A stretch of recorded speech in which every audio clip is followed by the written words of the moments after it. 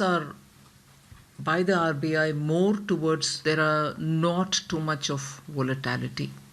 It is not to intervene in the market to fix the value of rupee. The rupee has not collapsed overnight, but it has steadily lost purchasing power over generations. So now the story turns inward, towards India itself. India imports a lot: oil, gas, electronics, machinery, medical equipment, fertilizers. Even parts used to make products inside India are often imported. Most of these things are paid for in dollars. So when the rupee weakens, India needs to spend more rupees to buy the same things. Even if global oil prices remain stable, petrol and diesel can still become costlier inside India because the rupee is weaker than it was a decade ago. Rupees weaker, same phone costs more. The cost doesn't stay limited to fuel. Transport becomes expensive. Vegetables cost more to move from one farm to the other, from farms to cities. Bus fares, cab fares, delivery charges, everything feels slightly heavier on the pocket. This is how currency weakness turns into inflation. Not overnight, but steadily. Year after year, quietly reducing what one salary can buy compared to the previous generation. Now add another layer. India also depends on foreign investments to fund its growth. To my entrepreneur friends from across the globe, I would like to say, come, make in India. Roads, factories, startups, stock markets, a large part of this money comes from outside. India's GDP growth hit 7%. I think I should invest in India. When foreign investors feel nervous because of global tensions, rising US rates, or uncertainty about trade, they pull back. In recent years, especially around 2024 and 2025, foreign investors sold large amounts of Indian stocks and bonds. And that selling pressure weakened the rupee further.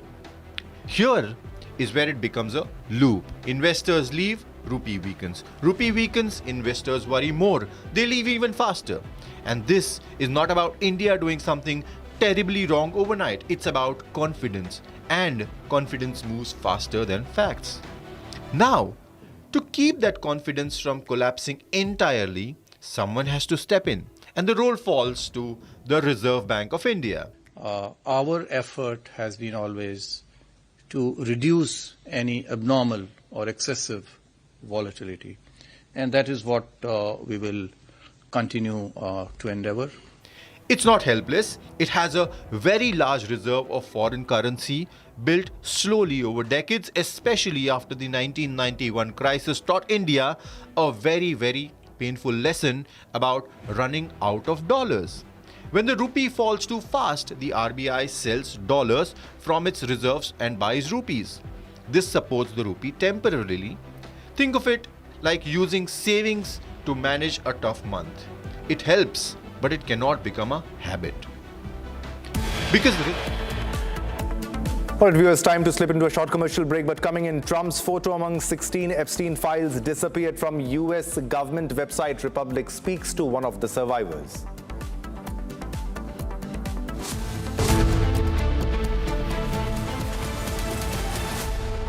MDH की हल्दी मिर्ची धनिया करे कमाल, ये रंग दे, ये खुशबू दे, ये तीखा, ये कम पड़े, क्या निराला MDH मसाला। केसरिया से मन जोगी हुआ रे, दिल झूमे देखो, मतवारा हुआ रे, केसरिया से मन जोगी हुआ। हर पल मनाओ केसरी त्योहार। विमल, बोलो जुबान केसरी। आर प्योर सूजी पास्ता उबालो मिलाओ और खाओ 8 मिनट में तैयार। क्या टेस्ट है सबका राजा R pure masala. Please stop. झुमका तेरा झुमका तेरा झुमका नॉट देयर, मेरा काउंटर टॉप टूट जाएगा। तेरा झुमका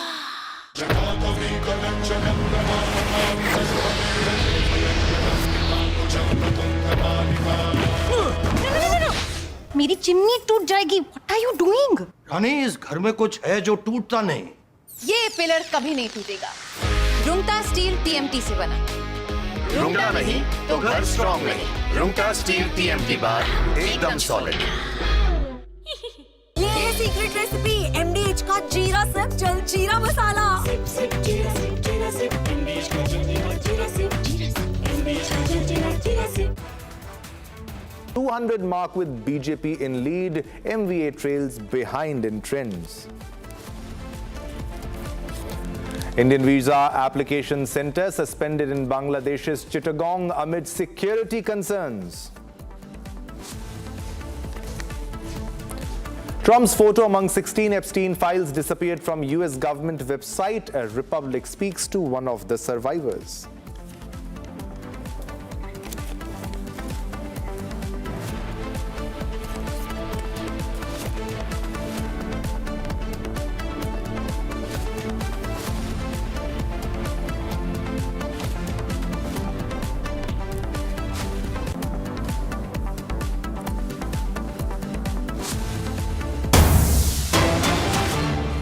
All right, viewers, we are getting a very big breaking news coming in right at this moment.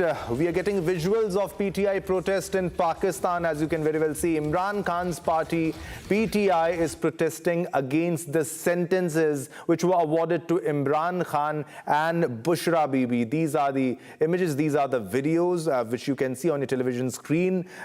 Visuals of the PTI protest which is happening in Pakistan. This after a sentence was awarded to Imran Khan and Bushra Bibi. For more information on this, we are being joined by Gursimran. Gursimran, what are the latest updates? What exactly is happening in the streets of Pakistan? See, it was yesterday. We have seen that after 17 years, punishment was given. The jail sentence was given to Imran Khan and Bushra Bibi in the Toshakhana second case. It was very evident that it is going to rock the streets of Pakistan, especially Islamabad. We have seen that Imran Khan has given directions to Sohail Khan Afridi, who happens to be the Chief Minister of Khyber Pakhtunkhwa, to intensify the protest and hit the streets. And now what we are witnessing, that PTI workers and the cadres have hit the streets. They are saying that injustice has been done, and it was actually on the expected lines. Reason being that the way DGISPR came out in open against Imran Khan and the Pakistan Tehreek-e-Insaf last week, it was evident from that very moment that now the way for Imran Khan, it is not going to be a cakewalk. It is going to be a path of thorns that he has to cross, and the Pakistani army and the establishment will ensure that Imran Khan suffers way bigger than he has been suffering for the last 3 years. So now that is happening on ground, and we know that in Pakistan, the establishment has always been on the upper edge when it comes to the courts, and that was evident yesterday when Imran Khan and Bushra Bibi were given 17-year sentence in the Toshakhana 2 case. All right, Gursimran, thanks for the updates. This is a developing story. We'll get more to you viewers as the story unfolds, because you can see the visuals of protest in Pakistan. Let's move on to another big story that we are receiving right now. In a disturbing and inhuman incident, a 16-year-old mentally challenged boy. This is a disturbing video. He was brutally assaulted at the boarding school in Bagalkote. The victim, whose name is Deepak Rathore, was allegedly beaten with a belt and plastic pipe by his own teachers, Akshay Indulkar. Along with his wife, he was beating the student, and not just beating, he was even laughing. While he was beating the student, he was withering in pain. The residential school is run by the couple. The attack on the boy continued even after he fell on the ground and was rolling and writhing in pain, as you can see very well from the visuals. They even threw chili powder into the boy's eyes, stated a police complaint which was filed by the boy's parents. Just imagine, the boy's parents were paying for him to stay at that boarding school, and he was assaulted definitely on a daily basis. It must be. They are beating him with a plastic pipe, a belt. They are even throwing chili powder in his eyes. Brutal visuals, brutal, unbecoming of teachers. And just imagine, this was an NGO-run school, and they were beating students like this. And he was a mentally challenged boy. He's a mentally challenged boy. It occurred a few months ago, and the visuals are now out, and action is happening. Action is being taken place, and very well, as you can see from the visuals, He is being beaten with a plastic pipe, brutally beaten, a mentally challenged boy who's already facing troubles in his life, and he is being beaten by his own teachers who should have acted, who should have played the role of protectors, and these inhuman teachers are beating him in front of everybody else. So police action has taken place here, as you can see from the visuals. He has been taken. All right, we have Sangappa, DC Bagalkote with us. Sir, if you can tell us the latest updates, what are the latest developments, what action has been taken against these inhuman teachers, sir? The FIR has been registered four people, 2 cooks and to whom they are in, Akshay and Anandji. The FIR has been registered. Out of 32 children who have been stayed here, we have informed yesterday only to the parents. 28 parents have came and they have taken their children back. 4 children are there. We have informed their parents. All right. And yesterday we have done medical checkup with help of our district health officer and even psychiatrist also. The action has been taken by the district administration. All right, sir. Was this an NGO, and it did not have mandatory license also, sir, as we are getting the information? Is it true? And are all children shifted to some other locations, or have the parents taken them home? Because these visuals are disturbing, sir. No. Parents have taken back to their home, and we have informed them. We have got other 2 schools which have taken permission from the department, one at Amingarh and one at Thagi. We have informed them, parents, if they agree, willing, we will shift the children to the concerned institutions. But now they have taken to there, they have sought some time, sir, we will come back, they have told. Now, out of 32 children, 28 children's parents have taken back to their home. All right. Thanks a lot, Mr. Sangappa, DC Bagalkote, who joined us for more information on this development which we saw, how brutally this child was beaten, and with a belt and with a plastic pipe, and he was withering in pain. He was asking for help. He was mentally challenged and inhuman, unbecoming of teachers. Just imagine, the parents were paying. They were paying for their kid, for their child, and he was receiving such a bad treatment. We also have Siddharth Goyal, SP Bagalkote, who has joined us to talk about more on this incident. Sir, under what sections have action been taken place? And the FIR has been registered, we are hearing. Sir. All right. It seems the line got disconnected. We'll try to get back to Siddharth Goyal, SP Bagalkote. But the visuals are horrifying and disturbing visuals, as you can very well see on the screen. He's just merely a 16-year-old boy who is mentally challenged, and this is the way they are treating him. They are beating him. They're beating him brutally. They're beating him with belts. They're beating him with a plastic pipe. And even the wife of the teacher is allegedly involved in the beating, and they're laughing after brutally thrashing this little young boy who was mentally challenged. Disturbing visuals, as you can see, and it took place a few months ago, around 3 months ago, as we are getting more intel, more information about this story. This was run by under an NGO. Okay, all right, we now have Siddharth Goyal, who is the SP of Bagalkote. Sir, under what sections have action been taken place? The FIR has been registered. And if you can tell us more about this incident, the details of the crime, the horror, sir.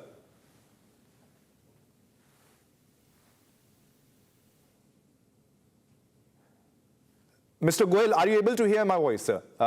Can you tell me under what sections of the FIR has been registered against these culprits, sir?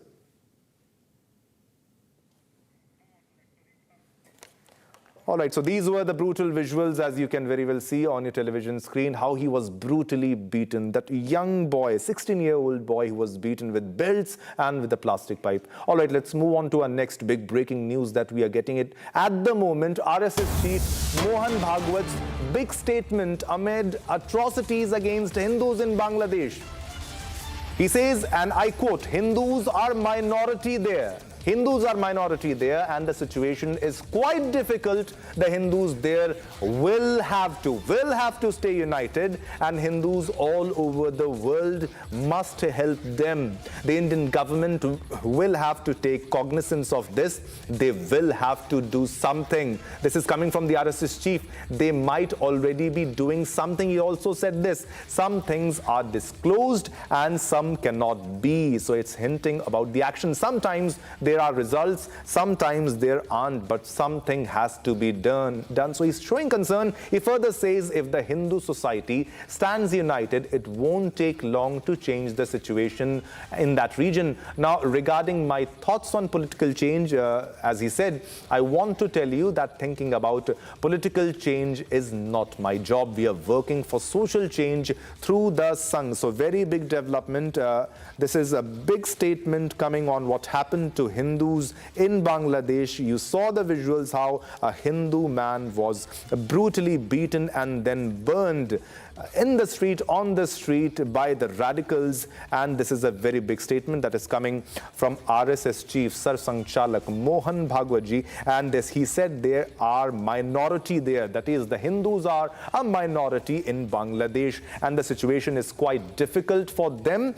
Even though it's difficult for maximum protection, the Hindus there will have to stay united. So he appeals for Hindus to be united in Bangladesh to stay protected for their own safety, for the safety of Hindus. And he also urged the Hindus all over the world should come together and give a helping hand. They must help them and the government should take some action. And he also hinted that maybe some action is already happening. Sometimes you get results and sometimes it takes time and sometimes there is no result.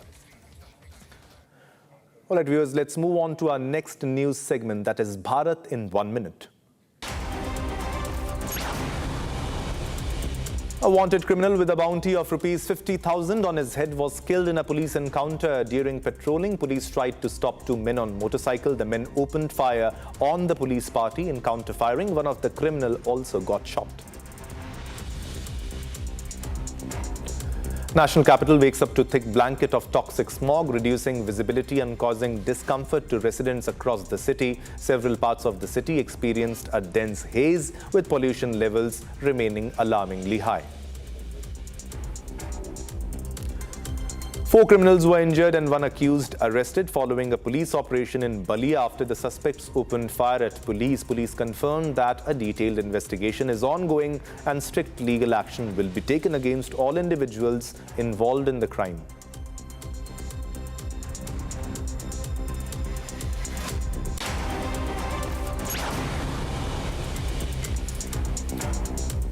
All right, viewers, let's move on to our next top story. The Indian rupee's steady fall against the dollar has become one of the defining economic stories of late 2025. The slide reflects a mix of global and domestic pressures. Foreign investors pulling money out of Indian markets, a widening trade deficit, and uncertainty around US trade policy. As the rupee weakens, imports such as oil, electronics, and machinery become more expensive, feeding inflation and raising everyday costs for households. At the same time, exporters in IT services, textiles, and pharmaceuticals find their products more competitive abroad, which can support growth in those sectors. The rupee's decline is therefore a double-edged sword, offering opportunities for some while straining others. Nirmala Sitharaman replies to a question on the sliding value of the rupee. Rupee has lost less than 1% of its value against the US dollar. Indian rupee has plummeted to an unprecedented low. Rupee has breached a key psychological threshold. As the rupee free fall continues for 16 straight months. Imagine you're standing at a petrol pump watching numbers climb faster than you expected. Or you're in a medical store quietly calculating whether to buy the full strip of tablets or just half for now. Or maybe you're scrolling on your phone and notice My OTT subscription fee just shot up 20% in 1 month. all of this points to one thing. Somewhere in the background, something invisible has shifted. The invisible thing is the Indian rupee. रुपए की कीमत घट रही है. It's a historic low for the Indian rupee. That's very sad. जब dollar Manmohan Singh ji के time में जब हाई चल रहा था तो इन लोगों ने क्या कहा था, तो आज क्या जवाब दे रहे हैं, इनसे पूछिए ना. प्रधानमंत्री जी को बधाई 90 तक पहुंचाने के लिए 100 तक पहुंचा देंगे जिस गति से रुपया जा रहा है. The fall of the rupee is not a breaking news event for most people. It doesn't arrive with sirens. It creeps in slowly, quietly, and by the time you notice it, it has already eaten into your monthly budget. What makes this harder to grasp is that the rupee has been falling for so long that many of us have grown up assuming that this is normal. In 1947, $1 was worth around 3 rupees. In the early 90s, it crossed 17. Today, it's hovering around 91. Well, it is a deliberate choice, I think. The RBI is allowing the rupee to depreciate. This is not a very drastic depreciation. Of course, when you look at things like 90 rupees to the dollar being a level that is close to being breached, etc., it seems rather dramatic. But the reality is that the rupee has depreciated less than 10% against the dollar this year. This is not a one-year story. It's a generational one. And to understand why this keeps happening, we have to start very far from India, thousands of kilometers away, in the United States.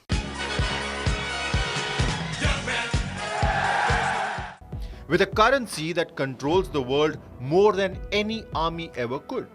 The US dollar is not just America's money, it's the world's money.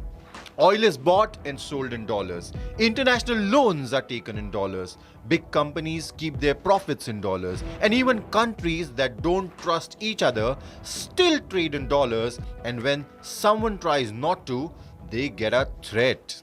So they wanted to try and take over the dollar, the dominance of the dollar and the standard of the dollar. And I said, anybody that's in the BRICS consortium of nations, we're going to tariff you 10%. Over decades, especially after World War II, the dollar slowly became the default language of global business. So when something changes in the American financial system, the effect is felt everywhere. And one of the most powerful levers in this system is the US Central Bank, the Federal Reserve.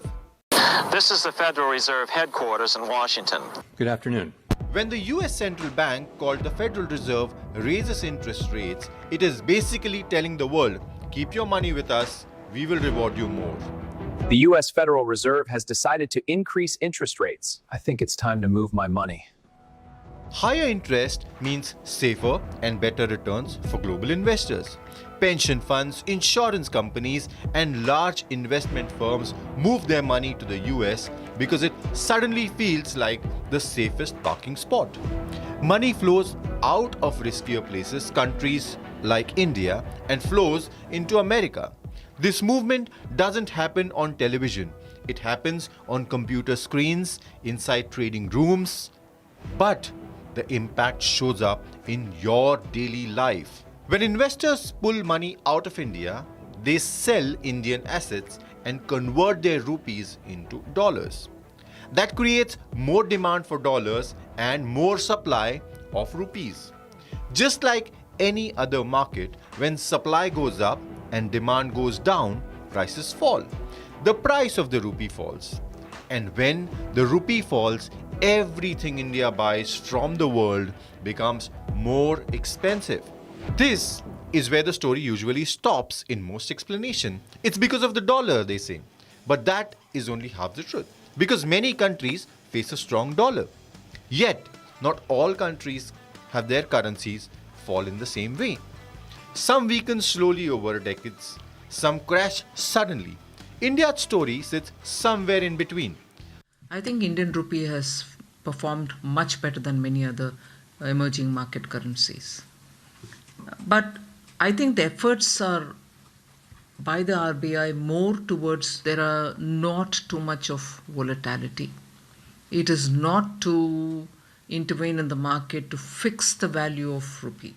The rupee has not collapsed overnight, but it has steadily lost purchasing power over generations. So now the story turns inward, towards India itself. India imports a lot: oil, gas, electronics, machinery, medical equipment, fertilizers. Even parts used to make products inside India are often imported.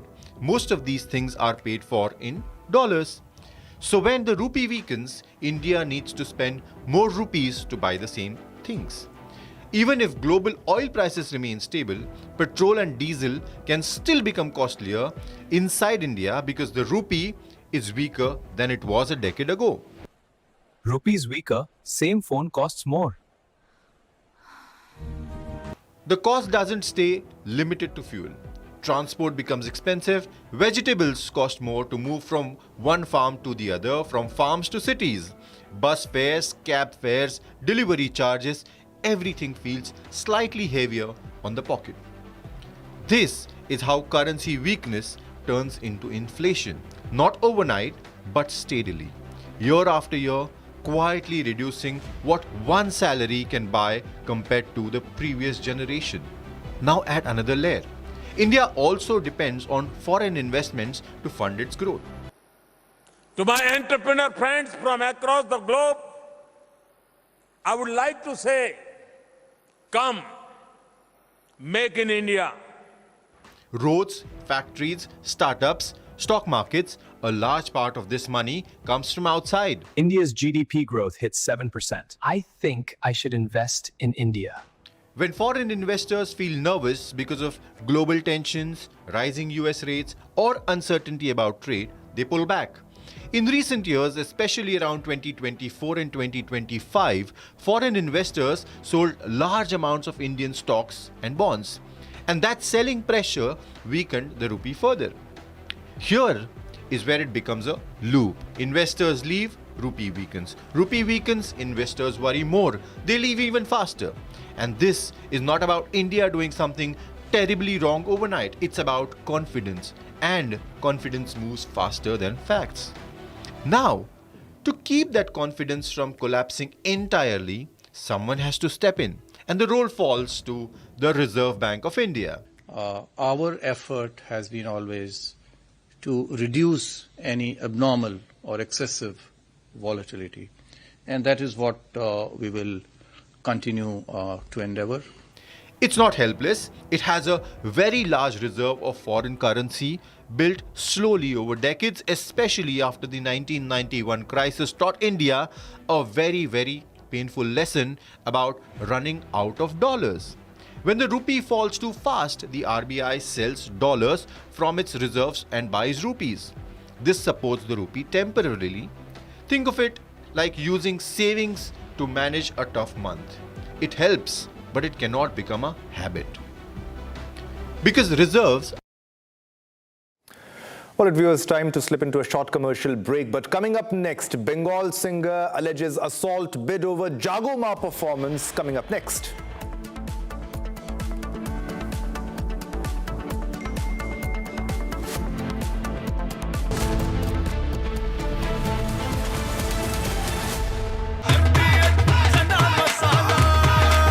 अब छोलिया हो या लोबिया, सफेद चने या काले चने, सब कुछ मजेदार बने। केसरिया से मन जोगी हुआ रे, दिल झूमे देखो मतवारा हुआ रे। केसरिया से मन जोगी हुआ। हर पल मनाओ केसरी त्योहार। विमल, बोलो जुबान Kesari.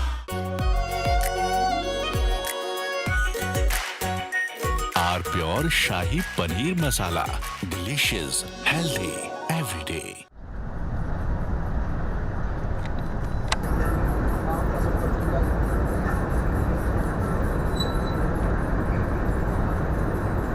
We just now felt this entire mountain shiver because there are blasts going on. As we were telling you, usually for the limestone mining, the acceptable range of the blast is around 1 meter.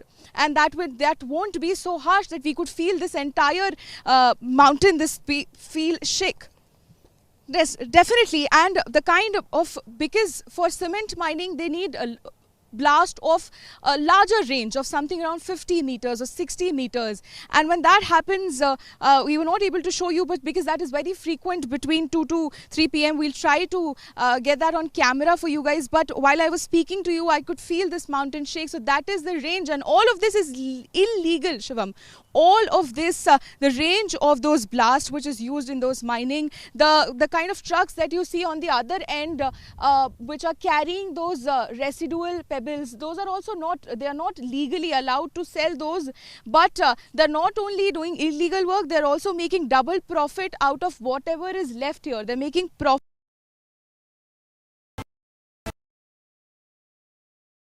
आधे bowl दही में 4 चम्मच MDH चटनी पुदीना मसाला डाला, stir करो, पुदीना चटनी तैयार। MDH चटनी पुदीना मसाला। MDH केसरिया से मन जोगी हुआ रे, दिल झूमे देखो मतवारा हुआ रे। केसरिया से मन जोगी हुआ। हर पल मनाओ केसरी त्योहार। विमल, बोलो जुबान Kesari.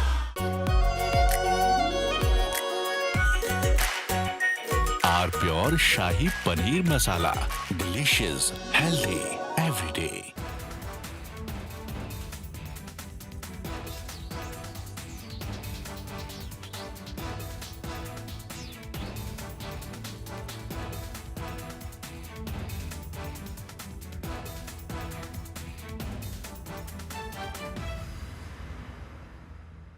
We are willing to put an end to this conflict via peaceful means based on the principles that I outlined in July last year when I spoke at the Foreign Ministry of Russia.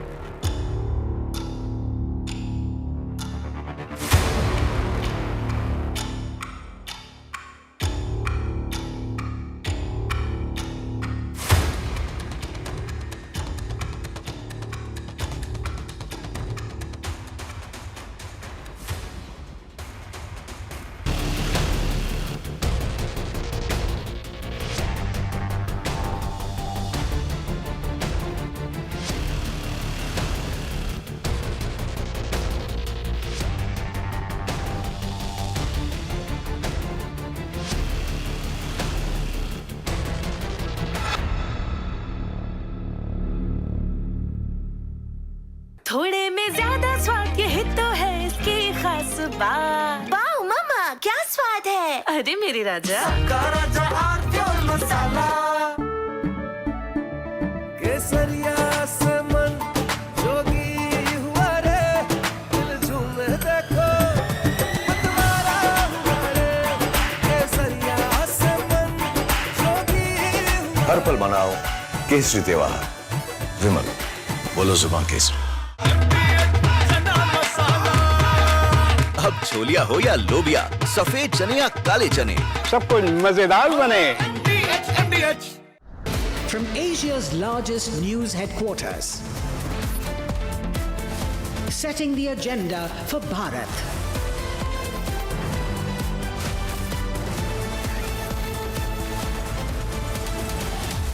You're watching Republic.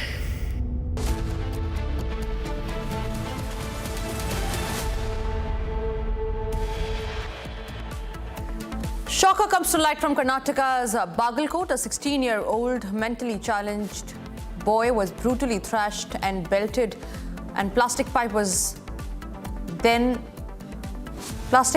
used while thrashing him. An FIR has been filed in the case. Bengal singer alleges assault bid over Jago Ma performance. Maharashtra local body election results are underway. Mahayuti crosses 200 mark with BJP in the lead. MVA trails behind in trends. Indian visa application center suspended in Bangladesh's Chittagong amid security concerns. Trump's photo among 16 Epstein files disappeared from United States government website. Republic speaks to one of the survivors.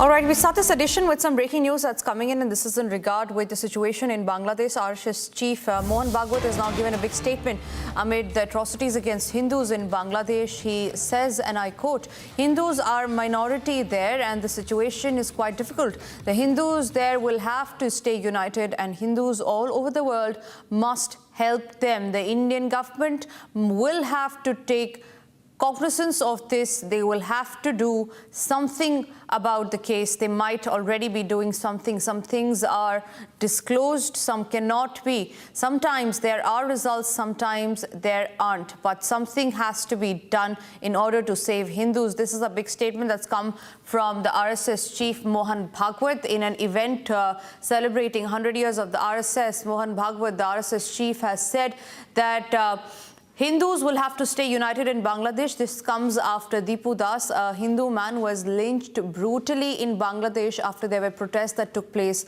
outside the Indian High Commission as well, after which is this statement that has come in from the RSS chief Mohan Bhagwat. Let's listen in to that full statement of Mohan Bhagwat, wherein he has asked Hindus to stay united not just in India but also in Bangladesh. सब में होती तो ऐसा होता नहीं, सब में संवेदना होनी चाहिए और जो गलत परिस्थिति है उसको बदलने के लिए सबने मिलकर काम करना चाहिए।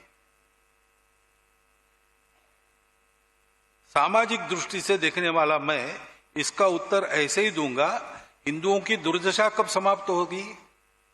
वहां माइनॉरिटी है एकदम, वहां जरा कठिन है, फिर भी जो मैक्सिमम बचाव हो सकता है उसके लिए वहां के हिंदू को इकट्ठा रहना पड़ेगा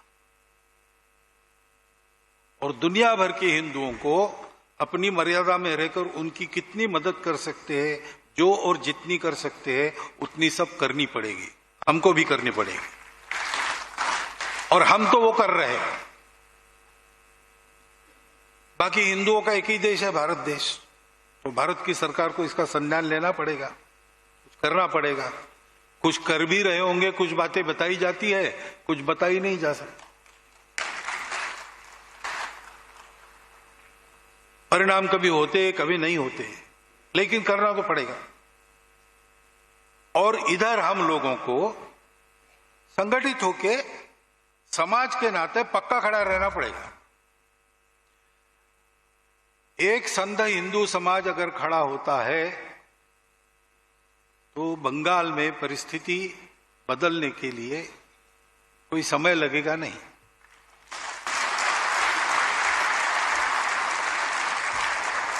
अब रही बात आखिरी प्रश्न की, राजनीतिक परिवर्तन के आपके क्या विचार है, तो मैं आपको फिर एक बार बताना चाहता हूं कि राजनीतिक परिवर्तन के बारे में सोचना मेरा काम नहीं है। हम समाज परिवर्तन का सोच के संघ का काम कर रहे हैं। परिवर्तित समाज क्या करना क्या नहीं करना इसका योग्य निर्णय लेगा, इसके बारे में मेरे मन में कोई दो राय नहीं है। वो समाज यानी मतदाता जो है उनको विचार करना है, तो क्या उपयुक्त है वो आप करिए। Breaking news now coming in, and this is in regard with Republic Save Aravalli campaign, where it has resonated, so much so that it is Bhupendra Yadav, the minister, the environment minister of India, who has now given out a statement on Aravalli, saying that he has urged citizens to stop spreading misinformation on Aravalli, saying that there's only 0.19% of the Aravalli range that will have to be used for mining and the rest stays intact. However, there are concerns that has been raised by the experts. In fact, Bhupendra Yadav, the Union Minister, the Environment Minister, has also gone ahead to say that there is no need to spread misinformation and that the Aravallis are protected. However, no clarity has now been given on what he has to say on the protests that are taking place so far in the Aravallis range, on what is the redefinition that has been approved by the Supreme Court that the centre had issued, and why was this step even taken. No clarity on that. However, this is a fresh statement that has been issued by Bhupendra Yadav, the Environment Minister. Let's listen into that full statement that he has to say on the Save Aravallis campaign. Aravalli में कोई भी relaxation नहीं दिया गया है, पहली बात। अरावली भारत के 4 राज्यों में है, दिल्ली, राजस्थान, हरियाणा और गुजरात। टोटल अरावली 39 डिस्ट्रिक्ट्स में है। अरावली की पिटीशन 1985 से चल रही है। इस पिटीशन में चलने के बाद अरावली में माइनिंग के स्ट्रिक्ट नियम होने चाहिए, इसके हम भी पूरी तरीके से समर्थन करते हैं। सुप्रीम कोर्ट ने चारों राज्यों को कहा कि अरावली की सेम डेफिनेशन होनी चाहिए। सेम डेफिनेशन में 100 मीटर को, जो कि 1968 का जो जियोलॉजी का स्टडी है रिचर्ड मॉर्फी, उसके कारण है। कुछ यूट्यूब चैनल ने और कुछ लोगों ने एक कंफ्यूजन खड़ा कर दिया कि 100 मीटर का अर्थ ही होगा टॉप के 100 मीटर। ऐसा नहीं है।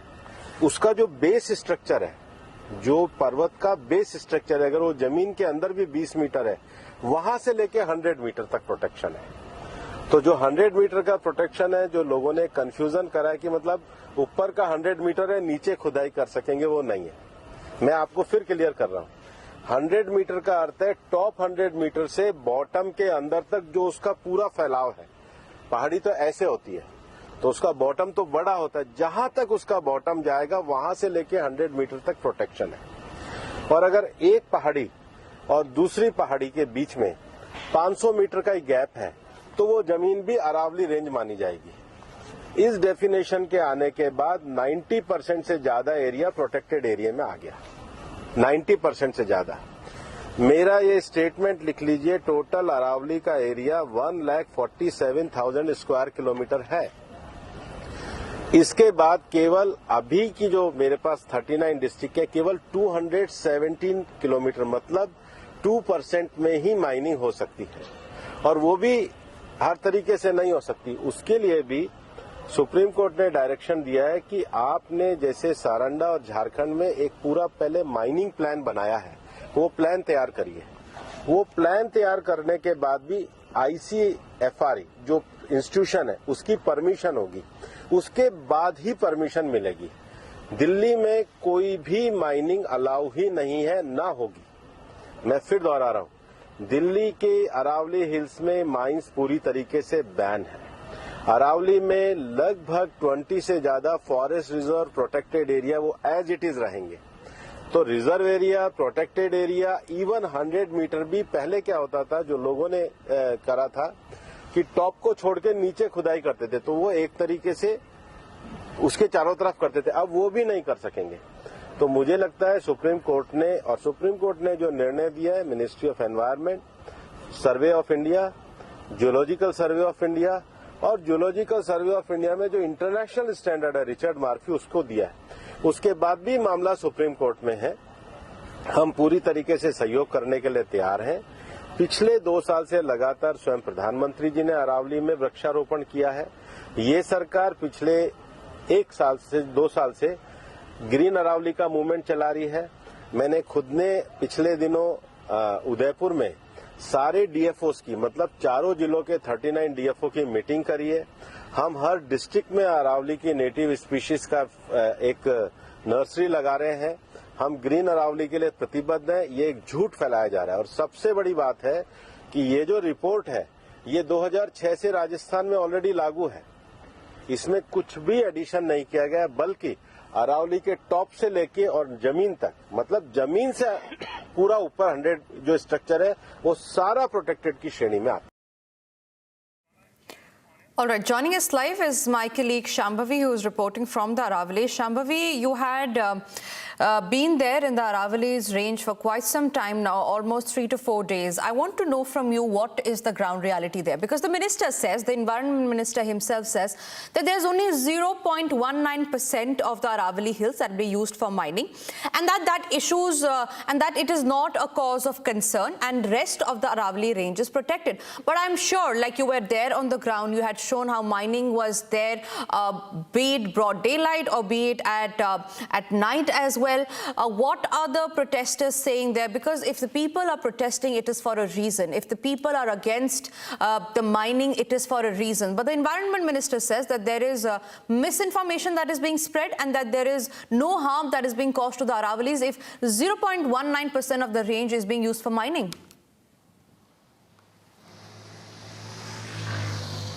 Well, when we talk about the protesters explaining or saying how they are being affected by the whole scene here, is that one thing we have found common between all of this is every villager, every village that we have been with, been there, every villager has been saying that what they're doing is they're actually doing illegal activity under the garb of legal activity. This has been a common stance for everyone, for every villager that we've been with. Apart from the fact when it comes to mining site and what percentage of Aravalli is being used, at least we have visited around 6 to 8 villages till now. And on an average, every village is surrounded by at least 6 mining sites. That is what has happened till now about what we have covered, and we will be covering many more. And there are other activities. One thing that we have seen is not following the minimum distance between a residential area and a mining area, because we have seen crushers, we have seen mining sites just merely 40 feet away from residential area. And we also showed our viewers during several lives, we can touch the leaves, we can touch the trees, we can touch the bicycle there, the flats there, all of them, they're covered with at least 1 to 2 inch deep cement that is permanently deposited.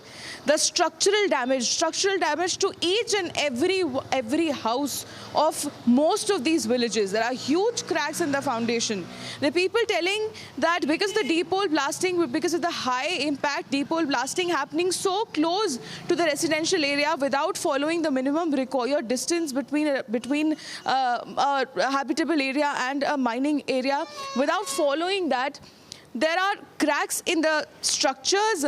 Even yesterday, we were at Lalabandi village in Alwar, and we saw that there was this new water tank which was made, which costed around 1.20 crore rupees, which haven't even been used once, because just a few days after it was made, its foundation, the very foundation of all the 6 pillars which was holding the water tank, it had huge cracks. It shook because of the high impact deep hole blasting, because the deep hole blasting was happening just a few meters away without following the minimum distance. So this is the ground reality.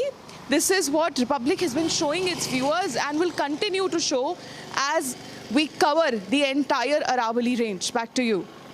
Absolutely, Shamavi. In fact, when we talk about the people there, like you were saying, that every people who's there in all the residents of the Aravalli range, they have faced issues, and these are the kind of voices of the minister that the government must hear, because these are the people on ground who are raising their issues on what kind of problems they are facing. But keeping in mind about the issue of the residents, because this is a people's issue, this is not about saving somebody, it is about saving a whole village. Aravallis have a history of nearly 2 billion old, and we are destroying history. We are destroying people's home there. What is the next course of action that the people are mulling there? Because the Supreme Court, like I said, has already given their verdict. So are they willing to knock the Supreme Court's doors again, or are they willing to file a petition? What is the next course of action that's going to be taken? Well, they definitely are. They're not only willing. Every village that I've been to, they are showing me papers. They have filed several RTIs, not just one, not just 2, 3, 4, 5 RTIs, that all of them they've filed just to seek some answers. Why, with that, on the basis of what legality are these people running mines in Aravalli Hills near so close to their homes? Or what are the other requirements which they clearly were showing us that, see, these are the requirements which are required, but these mining people, but these mining companies or these crushers, they're not fulfilling them. Then we want answers, ma'am, that how have they been given a license? Why is their lease not being revoked or not being suspended for that matter? So let them actually come. And they also filed a petition in the Supreme Court asking to reconsider this decision. So they've not only done this right now, there were several RTIs that we have seen that was filed years ago, because this entire thing that we are covering right now, it predates this new decision. It predates this new acceptance of this new definition of Aravalli Hills. Right. The people have definitely come on the roads. The people are definitely protesting, and they're looking to find a recourse for this entire scene. Back to you. Right, Shambhavi, thank you very much for keeping us updated with that story. Ladies and gentlemen, we got you what the centre had to say. Let's now tell you what the state government of Rajasthan has to say. This is Rajasthan State Finance Commission Chairman Arun Chaturvedi, who's spoken on the issue. Listen into what is Rajasthan State's take on this issue.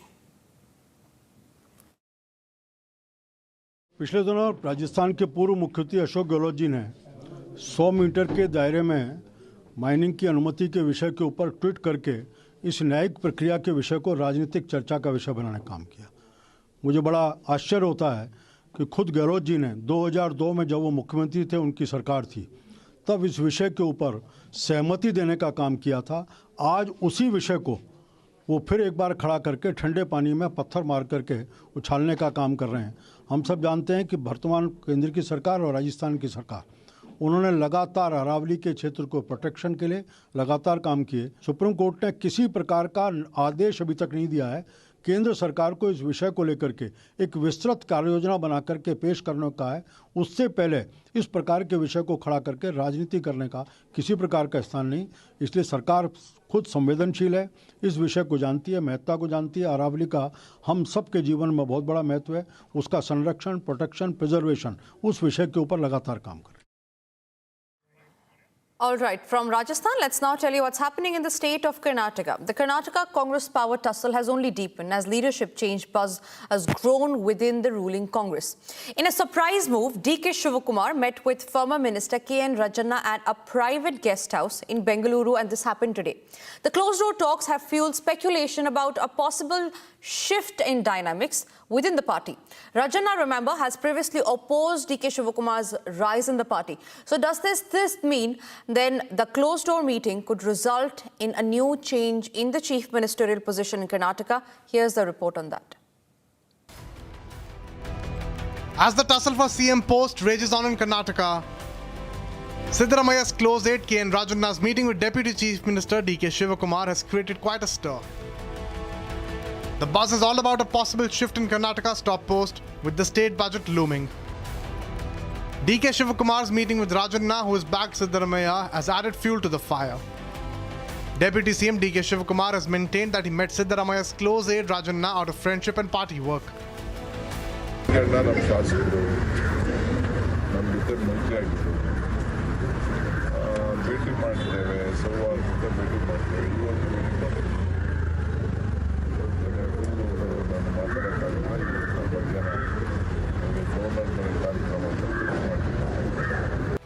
On the other hand, reacting to the visit, KN Rajanna said that DK Shivakumar had met him as the party president. Siddaramaya's aide Rajanna made it clear that there will be no change in his stance. No matter what DK Shivakumar tries, he will continue to support CM Siddaramaya. ಸಿದ್ದರಾಮಯ್ಯನವರು ಹೇಳಿದಾರಲ್ಲ, ಪದೇ ಪದೇ ಹೇಳಿದ್ದಾರೆ, ನಾನು ಮುಖ್ಯಮಂತ್ರಿ ಇರ್ತೀನಿ, ಎಲ್ಲಿನವರೆಗೂ ಹೈಕಮಾಂಡ್ನವ್ರು ಇರಕ್ಕೆ ಹೇಳ್ತಾರೆ ಅಲ್ಲಿವರೆಗೂ ಇರ್ತೀನಿ ಅಂತ ಸೇಮ್ ಸ್ಟೇಟ್. ಈಗಲೂ ಅದೇ ಸ್ಟೇಟ್. ನಾನು ಇವಾಗಲೂ ಸಿದ್ದರಾಮಯ್ಯನವ್ರ ಪರಾನೆ. ಡಿ ಕೆ ಶಿವಕುಮಾರ್ ಅಷ್ಟೇ ಪ್ರಯತ್ನ ಮಾಡಿದ್ರು. ಅವ್ರು ಏನೇ ಪ್ರಯತ್ನ ಮಾಡಿ, ನಾನು ಹೇಳಿದ್ದೀನಲ್ಲ, ಏನೆಲ್ಲ ಹಿಂದೆ ಹೇಳಿದ್ದೀನಿ, ಅದೆಲ್ಲ ಸ್ಟೇಟ್ಮೆಂಟ್ಗೂ even today I stand by that. There is no change. The drama unfolds as DK Shivakumar insists an agreement on the leadership change exists, while Siddaramaya continues to be in the denial mode. Meanwhile, Karnataka Home Minister Dr. G. Parmeshwara urged the High Command to resolve the crisis before the budget.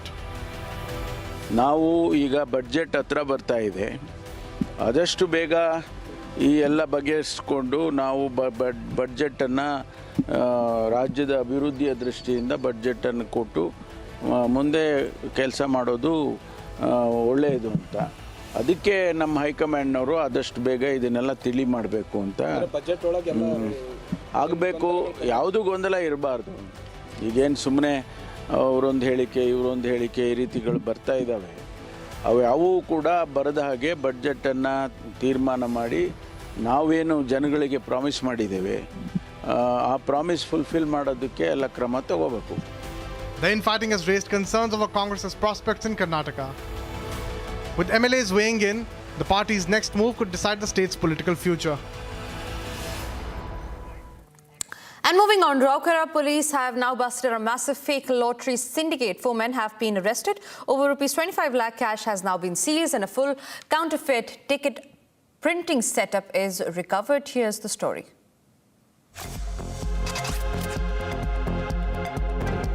In a major crackdown, Raurkela police have busted a fake lottery racket operating under Planside police station limits. Acting on a tip-off, multiple raids were carried out across the city on December 20th.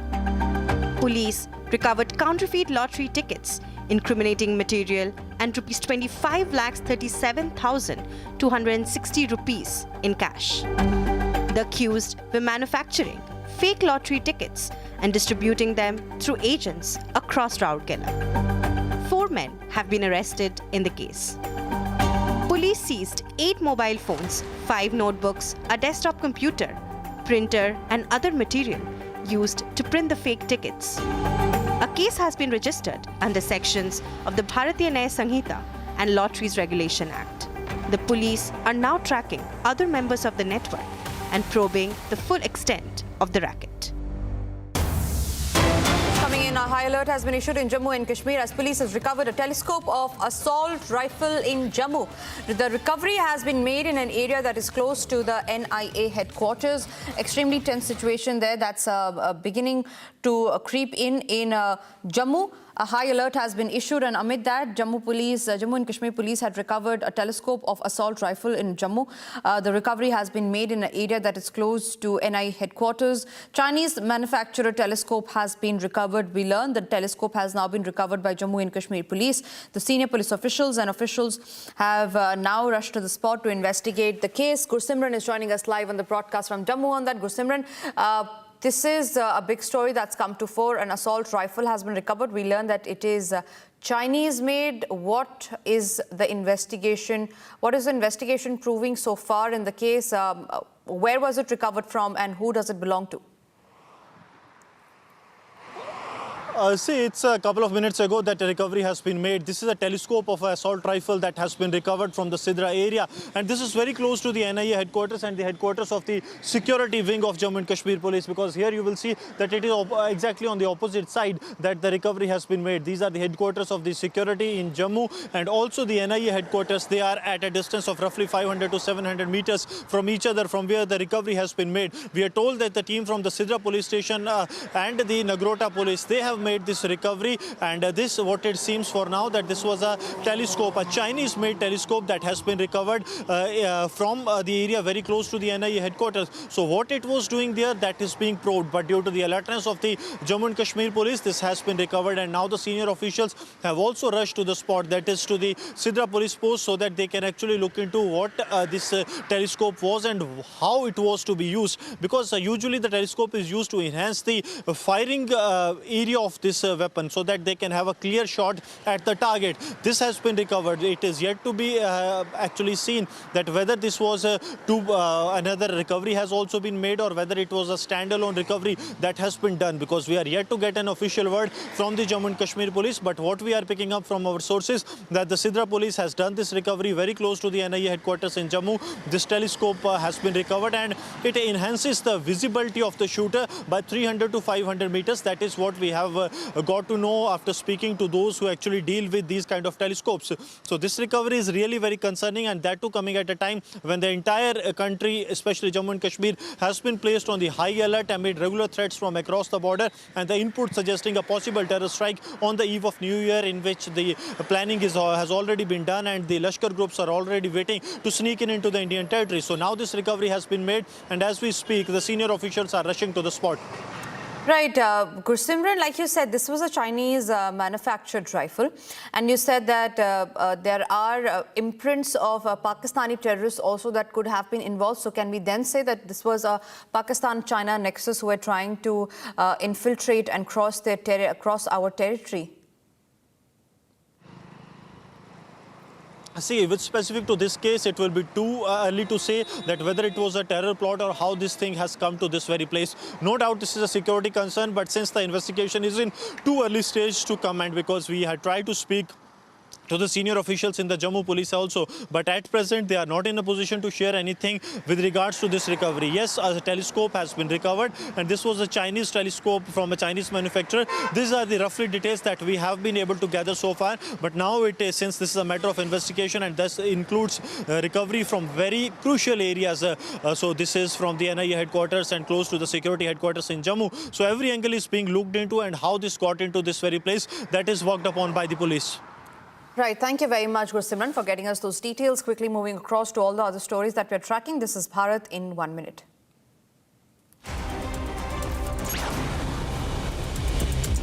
A wanted criminal with a bounty of rupees 50,000 on his head was killed in a police encounter. During patrolling, police tried to stop two men on the motorcycle. The men opened then fire on the police party. In counter-firing, one of the criminals got shot. National capital has woken up to thick blanket of toxic smog, reducing visibility and causing discomfort to residents across the city. Several parts of the city experienced a dense haze, with pollution levels remaining alarmingly high. 4 criminals were injured and 1 accused was arrested following a police operation in Balia after the suspects opened fire at the police. Police is now informed that a detailed investigation is ongoing and a strict legal action will be taken against all those individuals involved in the crime.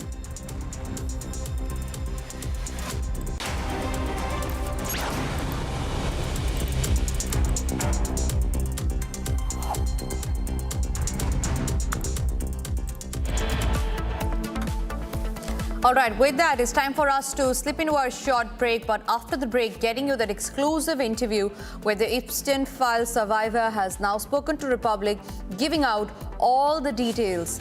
Getting you that exclusive interview coming up after a short break.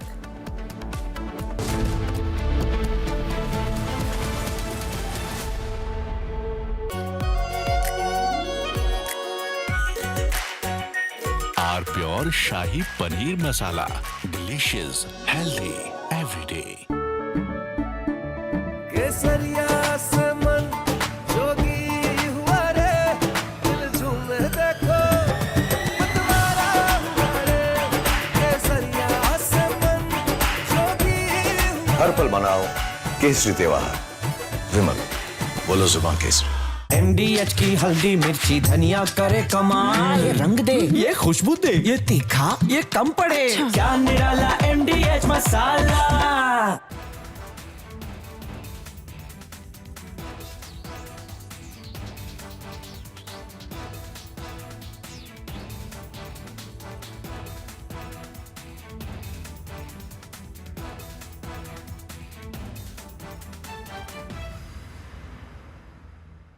We are willing to put an end to this conflict via peaceful means based on the principles that I outlined in July last year when I spoke at the Foreign Ministry of Russia.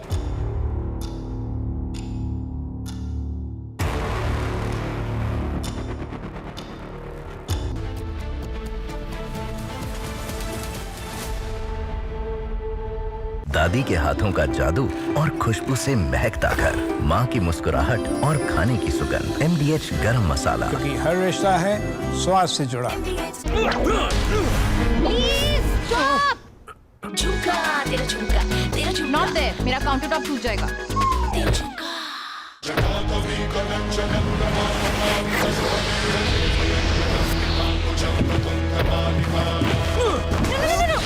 मेरी chimney टूट जाएगी। What are you doing? रानी, इस घर में कुछ है जो टूटता नहीं। ये पिलर कभी नहीं टूटेगा। रुंगटा स्टील TMT से बना। रुंगटा नहीं तो घर स्ट्रॉन्ग नहीं। रुंगटा स्टील TMT बार एकदम सॉलिड। थोड़े में ज्यादा स्वाद, ये तो है इसकी खास बात। वाओ मामा, क्या स्वाद है। अरे मेरे राजा, केसरिया से मन जोगी हुआ रे दिल झूमे देखो मतवारा हुआ रे केसरिया से मन जोगी हर पल मनाओ केसरी त्योहार विमल बोलो जुबान केसरी। आधे बाउल दही में 4 चम्मच MDH चटनी पुदीना मसाला डाला, स्टर करो, पुदीना चटनी तैयार। MDH चटनी पुदीना मसाला। MDH।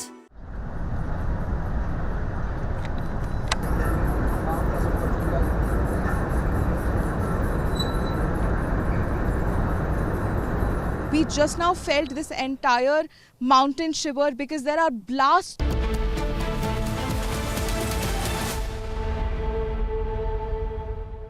Ladies and gentlemen, for years, the name Jeffrey Epstein has been a chilling symbol of unchecked power and unimaginable trauma. He was a man who preyed on thousands of vulnerable young women. He trafficked them under the guise of opportunity, and all of this while being surrounded by some of the world's most influential figures. His crimes didn't just happen in isolation. They shattered lives, they silenced voices, and they left scores of families searching for justice that often felt out of reach. But viewers, the good thing is, beyond every headline, there are brave individuals who have endured the unthinkable, but now they are reclaiming their stories. Joining me today is one such young woman who has experienced this pain firsthand. I'm very happy to welcome Marina Licata, who joins us live from the United States. Marina, thank you so much for speaking with Republic Media Network. Thank you for having me. Thank you. My first question to you is, what has made you go public with your story? Well, when I first broke my silence in September, which was, I have to say, one of the toughest things, it was definitely in behalf for my survivor sisters, especially Virginia Guffrey, who's no longer here with us, and of course my daughter, who we have to, keep on representing our culture and our generation nowadays. Right. Marina, first up, I would like to take you back to the past, but to your early childhood days. I believe you were born in Brazil, and then you moved to New York soon after with your mother and your sister. Take us back to your childhood days. What were the early days in New York like for you? Well, my early days in New York were, in the beginning when I first moved to New York and when I was 8 years old, things were very different than what it was when I was in Brazil. Within about 2 to 3 months when I moved to New York, my stepfather started to sexually abuse me, and that sexual abuse endured until I was 12 years old. And then right after, when I was 14, I met Jeffrey Epstein. So you had to undergo abuse by your stepfather, and was your mother and were your sisters witness to it? My mother did not know the beginning that my stepfather was abusing me. She did, however, found out when I was about 10 or 10 and a half. But with complications of being an immigrant and being scared financial-wise, being alone and a woman in New York, she never protected me and never went to the police, but somebody else did help me. And we did go to the police, and my stepfather was arrested when I was 12 years old. Okay. Did you and your family have to undergo any sort of financial struggles when you were living in New York during your early days, especially at the time when your stepfather was arrested? I couldn't hear the beginning. I'm sorry, you're breaking up. Marina, if you can hear me, I was just asking, did you and your family have to undergo financial struggles? Were there hard days when your stepfather was arrested? Yes, there were a lot of struggles. And I think in the beginning I was juggling between, working some, regular jobs. But what people sometimes misunderstand is that when you're an immigrant and you come from another country and you don't have a Social Security in America, you do not get paid what you're supposed to get paid. Not only that, I was 12 years old, 13 years old, 14, 15, 16, working at these places where they did not pay me correctly. And this is how I ended up in Jeffrey Epstein's hand at 14. Okay, so you were 14 when you first met Jeffrey Epstein. I want you to describe for us, how did that first meeting go, and who is it that first introduced you to Jeffrey Epstein? When I first met Jeffrey Epstein was through a Jane Doe who we cannot name. She is from Brazil as well, and everybody that lived in Astoria, Queens, and New York knew that I was going through this very hard time. And I think it was very easy for her to bring me to Jeffrey Epstein's house. And when I did go there, it was something that she explained to me in the beginning that it was something else, and then it ended up being something completely different. And she groomed me, he groomed me even more. I was in a very vulnerable state, and it ended up being really bad in the end. Marina, not going into too many details, but I would like you to elaborate a bit as much as you are comfortable with. If you can describe for us and for our audience what happened when you walked into the Jeffrey Epstein household for the first time. You mentioned you were 14 years old. Do take us through, if you can just describe that day for us. So that day that I went there, you know, as being a young child at the time, it just seemed all very wow when you walk in. And, you know, first when you reach to the door, you see this beautiful, you know, huge door. It's a mansion in Manhattan, which, you know, being 12 at the time, I didn't even know there were mansions that big in Manhattan. Walking through, you know, this huge door and, you know, the girl rang the doorbell. The maid approached the door, opened up the door for us. And when we walked in, I was so amazed and so wowed with how big and wealthy looking the house was. And we waited in the office, you know, waiting room is what I like to say, and in the left-hand side of the house when you walk in. And on the right-hand side, later on I found out it was his camera room where he had all his videotaping going on throughout the house.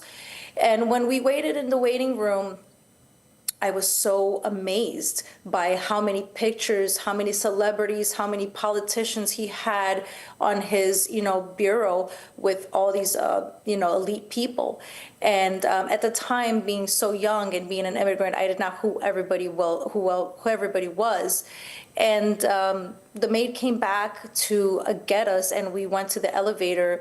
And when we went up to the third floor, it opened up to the doors of a hallway which led into a massage room. And in that massage room, it was completely dark, blackout shades. I mean, there was no windows because they were blacked out. And on the roof, on the ceiling of this massage room, they had these clouds as kind of to ease in and to make you comfortable. And in this room, he had a huge, you know, he had a huge bureau of all these lotions and, you know, massage oils. And when we walked in, you know, he asked for a massage, which I knew that was what I was going there for. And he asked me to do certain things that I was not expected to do. And those things were made me feel very uncomfortable. However, being in a situation where I was and being abused in the past, it made me very, very scared. You know, I was not only sexually abused by my stepfather, it also became physical. And I got very scared at the time, and I ended up being manipulated into doing stuff that I didn't want to do. And it progressed into something very, very big at the time, very slowly, but it progressed something to be, you know, rape at the end. Okay. Who else was there at the time with you, Marina? Was it just the two of you? And did you ever get a chance to meet his very close associate who's been frequently named in this case, that is Ghislaine Maxwell? In the beginning, it was just her and I. And I would say about a year and a half later, yes, I had encountered with Ghislaine Maxwell. We had a one-time encounter, and that is from what I remember. And how many years of abuse did you have to endure from Jeffrey Epstein, if I may ask that very directly to you? It started at the age of 14, and it ended in the age of 17 and a half, I'd say. Okay, so that's about 3.5 years. And over the course of these 3.5 years, Marina, how many other such women did you meet at the Epstein household?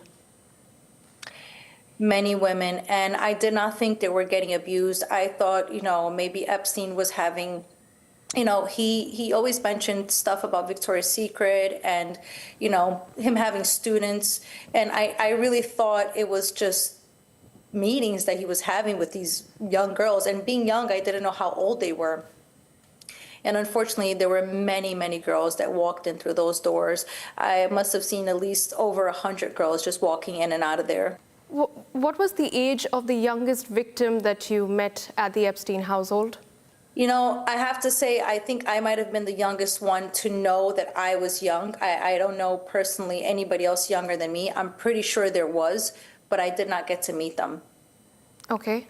And Marina, I want to understand from you, the first time that you met the man, how was he like to have a conversation with? Because if somebody is, you know, it's human nature. If somebody is, you know, if his nature is very predatory, it is but our natural instinct to have our guards up. But when you walked into the household, did you feel any sort of discomfort? How was he like to speak to in person initially? When he first met me, he was very kind. He was very polite. I did not think that it was going to progress to a point where he made sure that he owned everybody, including the government, including the president, including the banks. It was something in the beginning that I thought he was very kind. And then it became very quickly where I was owned by Jeffrey Epstein. And if we did not abide to his rules, there were certain, you know, repercussions that we knew we were going to face. And he made sure that he would let us know about that. Right. And Marina, at any point did you gather any sense that he was going to introduce you and many other victims and survivors like you to any of his other high-profile associates or friends, if I may use that term? So, you know, myself, he never told me he was going to introduce myself to any of his friends, but he did talk to a lot of high-profile people, Hollywood stars, politicians. And when he used to get massages, when I was there, he used to talk to them, a lot of them, and I will not name them, and he used to put us on the phone with them as well and brag that he was getting a massage by a nice young girl. And he would brag, and you know, he would put us on the phone with them, and you know, he would say, "Hey, how are you?" And I'm like, "I'm good. You know, we're here with Jeffrey," and you know, that was basically it. But I never, I got to meet a few people, but I've never been abused by any of them, so I can't say any of that for myself. Okay. And back home, back at home, Marina, for you, was your mother or any of your close confidants aware of what was unfolding at the Epstein household? No, nobody knew. Family-wise, nobody knew. I think there was a lack of, you know, protection and maybe motherhood from my mom. And I think when we were going through so many things, you know, I don't think she really, I think her focus was more that my stepfather went to jail and we needed money. And I was bringing in a lot of money at the time, you know, also having 2 jobs and seeing Jeffrey Epstein, which she did not know. And I don't think in her mind it crossed or even to ask where I was getting the money from. It was just more, here's the money, the bills are getting paid, everybody seems happy, my sister's taken care of, I'm taken care of, my mother's taken care of, the bills are taken care of, we have food. And I just think her motherly duties were not presented at the time. Okay. And you mentioned that, you know, you encountered him till about when you were 17 and a half years old. How were you able to pull out of that situation? It's not that I was able to pull out of it. Jeffrey Epstein was very upset when, you know, at the time he seen that I was no longer a young, vulnerable girl and I could no longer put on an act and, you know, be his fun girl is what he would like to say, or his good girl. And he quickly became very tired of me at that age. And my friends who also used to go there were at that age, and it was just no longer for us. We were no longer fun for him, and he quickly, you know, booted us out and said, "Hey, you know, you guys are getting kind of old, and you're no fun." And I just really don't. We're just not clicking anymore, and that's when our relationship ended. Okay, all right. Thank you, Marina. That was very elaborate. But bringing you now to the present day and the entire controversy that's currently surrounding the Department of Justice, I want to know what is it that you have to say from a survivor's perspective of the 300,000-page document that has now been released? You know, I have a lot to say of those 300,000 pages that are very repetitive. When we start to go into it, and it is redacted heavily. It is a slap not only in our faces, the survivors, but also in the public's eyes. The whole world has been waiting for today, and I'm sorry, for yesterday, right, December 19th. And you know, when these files came out and everybody's digging through them, everyone's like, what is going on here? There is nothing to see here. And then all the other distractions that President Trump did, you know, he put his name in the Kennedy Center. He's bombing other places. It is too much things going on for us to worry about where his name is going, what he's doing to other countries, which is completely unfair to us and to the public. It is very sad to say. All the survivors are very disappointed. We are very angry. We're full of anxiety. We're full of emotions. We've been waiting for this day to come. And not only does he release files that already have been released, but he releases files fully redacted, protecting the elite, powerful men who are his friends, including himself. It is said and it is proven that his pictures were on Jeffrey Epstein's desk. And now when we go back to look at those pictures, those files are missing completely. You know, it is what I like to say a circus show at this point. And it is something that President Trump and the DOJ has created. And we are going to find a way to end that, because as survivors, we will continue to fight not only for ourselves, but for this generation and the next generation to protect them. Well, exactly, Marina, because that is something that I was going to come to next. One of the arguments that is now being put out by the House of Democrats is that a lot of the photographs which had President Trump on it, you know, him being pictured with other high-profile names and, of course, with Jeffrey Epstein, were released initially, but now they have suddenly gone missing from off records. So do you believe that there has been a consolidated attempt from the Department of Justice to cover this up? Here in America, it is gone viral with that situation. He can try, DOJ, Pan Bondi, we don't know who is doing it. They can try to cover it up, but we know, and you know, Instagram, TikTok, it is everywhere. People have caught the pictures. They have it on their, you know, on their saved photos, and there's nothing they can do now. And we know by the emails that there is a lot of people involved that he can try to hide, but it is not going to happen. We are going to bring this to light, and it is up to the public also to believe this. These pictures were there. They were there. They were taken away from the archives, and now it has disappeared, but we have saved them, and we will continue to post them on the internet, and it will continue to go viral. Why do you think, Marina, President Trump has been shielded from this? Do you believe that there is political motive, or is it just to save image of the Trump administration? What do you have to say on that? I have to say, we don't care about anything about this political game and this political battleground that he has created. In the beginning, we were upset, and we were like, oh my God, this became a Democratic Party, a Republican Party. And now in the end, being around both parties, they both have come together. And it is no longer a political battleground. He can say that it is a Democratic hoax, and he can say that we are a hoax, and he can say whatever he wants. But at the end of the day, I and we as survivors have been around both parties. It is no longer a political battleground. They've come together. We've seen the women Democratic and Republican caucus come together. What is something that we do not see when we see the House committee? They're always arguing, right? Like, if you watch them, they're constantly going back and forth. This is the first time that these women have come together in one room and have been wanting to work together against this. And it is not only because of our abuse today, it is to save all the women who are going through abuse and who have gone through past abuse. This is why this was such an important movement. And of course it is that we want to get the files out there, but we want to make change for the future. Right. So, Marina, is it safe to say that we've just hit the tip of the iceberg as far as the release of the Epstein files is concerned?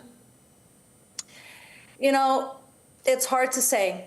It's really hard to say. We might have been hit the tip of the iceberg, but we hope that the next batch of files that come out, because we're always hopeful, you know, and some of these files, you know, like the important information that came out from Annie Farmer, which she has been saying for years, you know, for Maria Farmer, they have gone to the FBI in 1996. She has been going on live television telling everybody this. Nobody has believed her. And today or yesterday, people are so surprised by this. And we're like, wait a minute, did you think the survivor was making this serious accusation and not being honest about it?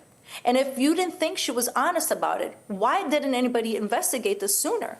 Did we have to let the DOJ come out with this and then everybody's like so surprised about it? So at least some good things came out from this. And I'm glad to say that my survivor sister today is so proud and so happy that this has come to light. But it is also very, very another slap in the face, another move that, you know, the DOJ and the President Trump has disrespected us to not believe us for, you know, especially her who has been saying this and has vocalized this for a very long time. Yeah. So, you know, we're happy at the same time, but we are very disappointed. We are very angry with these files, and we will continue to fight. Nobody will stop us.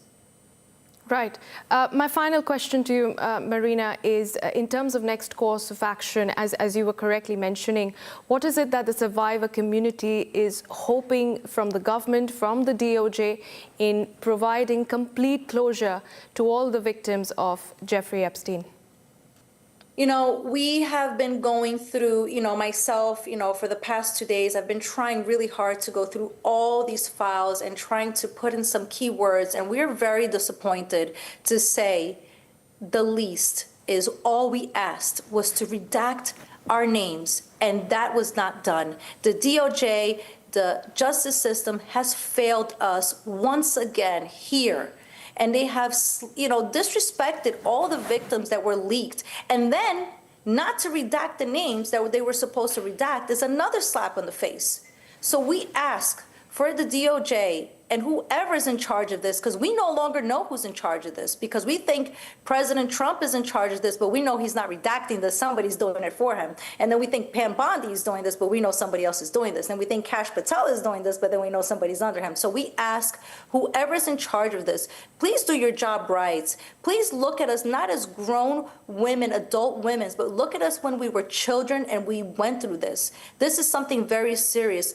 We have these files out there with unredacted victims' names. It is absurd. They need to redact our names, and they need to unredact these powerful elite men who will continue to be a predator if we don't stop them. Absolutely. Marina, we echo your sentiments over there, and we really do appreciate you coming out there, speaking your story, sharing your experience with the world, knowing that how difficult it might have been for you and for women like you at such a young age, and how triggering it may be, if I may use that word. But thank you so much for taking out the time and for speaking to Republic Media Network and sharing your story. We hope that your fight continues and reaches its logical conclusion. Thank you so much. Thank you for having me, and I really, really appreciate it. Protect your peace. Thank you.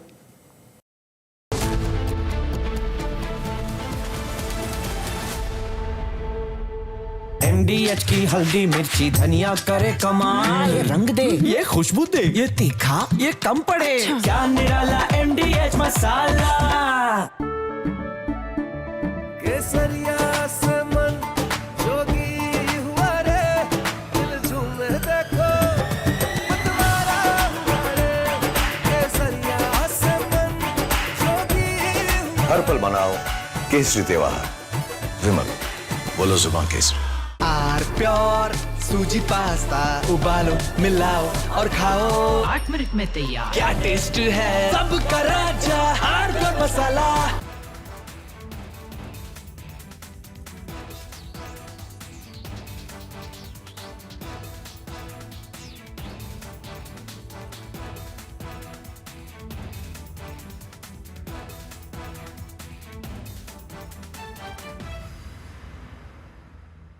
We are willing to put an end to this conflict via peaceful means based on the principles that I outlined in July last year when I spoke at the Foreign Ministry of Russia.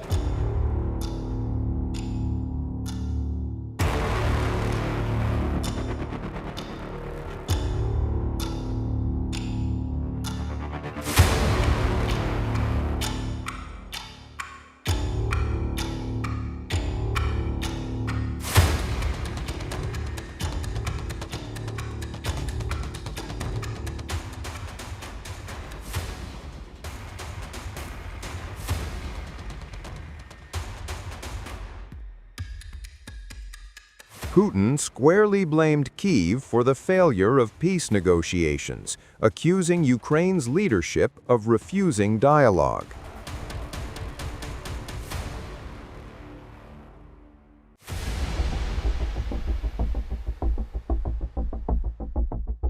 Statements from Zelensky that he is not prepared to discuss territory issues.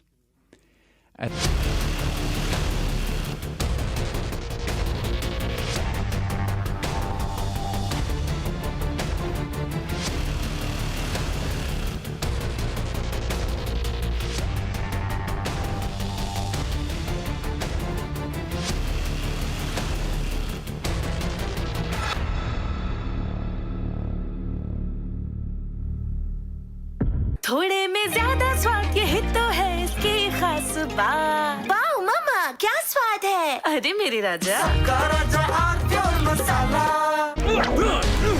Please stop!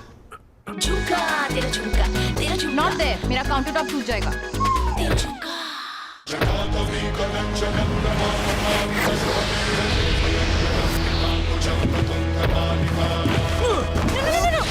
मेरी chimney टूट जाएगी। What are you doing? रानी इस घर में कुछ है जो टूटता नहीं। ये पिलर कभी नहीं टूटेगा। रुंगटा स्टील TMT से बना। रुंगटा नहीं तो घर स्ट्रॉन्ग नहीं। रुंगटा स्टील TMT बार एकदम सॉलिड। ये है सीक्रेट रेसिपी MDH का जीरा सिप जल जीरा मसाला। सिप सिप जीरा सिप जीरा सिप MDH का जल जीरा सिप MDH का जल जीरा सिप। केसरिया से मन जोगी हुआ रे दिल झूमे देखो मतवारा हुआ रे केसरिया से मन जोगी हुआ। हर पल मनाओ केसरी त्योहार। विमल बोलो जुबान केसरी। आर प्योर सूजी पास्ता उबालो मिलाओ और खाओ 8 मिनट में तैयार। क्या टेस्ट है सबका राजा hardcore masala.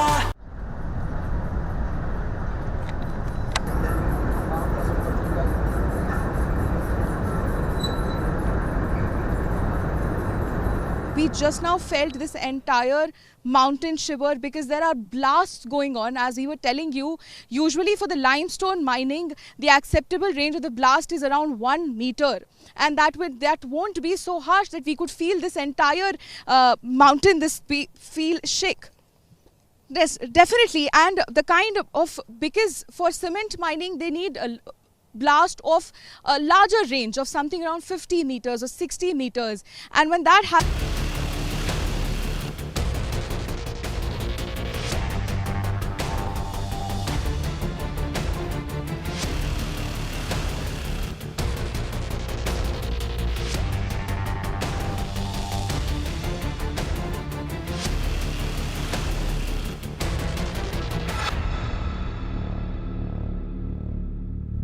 This week on Get Me Right, 3 events that together signal a tectonic geopolitical shift in the world. The United States released its national security strategy paper. The UK, its intelligence and security report from the parliament. And amidst all this, China crossed, for the first time in world history for any nation, $1 trillion of trade surplus. And then the guest chamber that our national capital becomes every winter. Is there any hope, or are we condemned to live this forever? This weekend, Saturday and Sunday, only on Republic TV.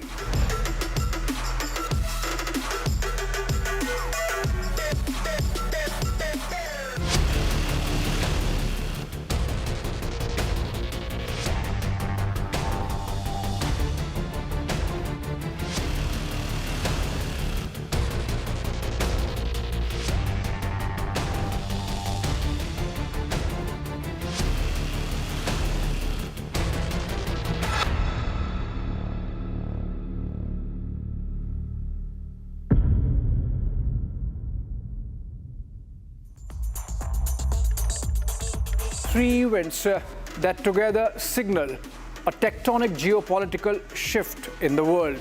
The United States released its national security strategy paper. The UK, its intelligence and security report from the parliament. And amidst all this, China crossed, for the first time in world history for any nation, $1 trillion of trade surplus. And then the guest chamber that our national capital becomes every winter. Is there any hope, or are we condemned to live this forever? This weekend, Saturday and Sunday, only on Republic TV.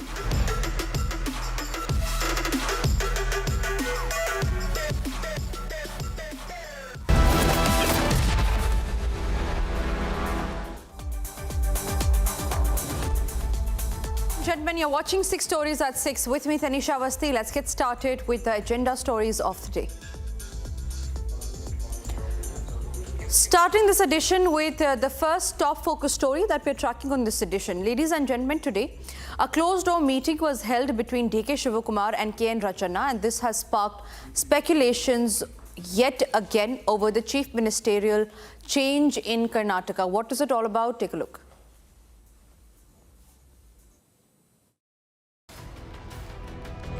As the tussle for CM post rages on in Karnataka, Siddaramaya's close aide K.N. Rajanna's meeting with Deputy Chief Minister D.K. Shivakumar has created quite a stir. The buzz is all about a possible shift in Karnataka's top post, with the state budget looming. D.K. Shivakumar's meeting with Rajanna, who has backed Siddaramaya, has added fuel to the fire. Deputy CM D.K. Shivakumar has maintained that he met Siddaramaya's close aide Rajanna out of friendship and party work.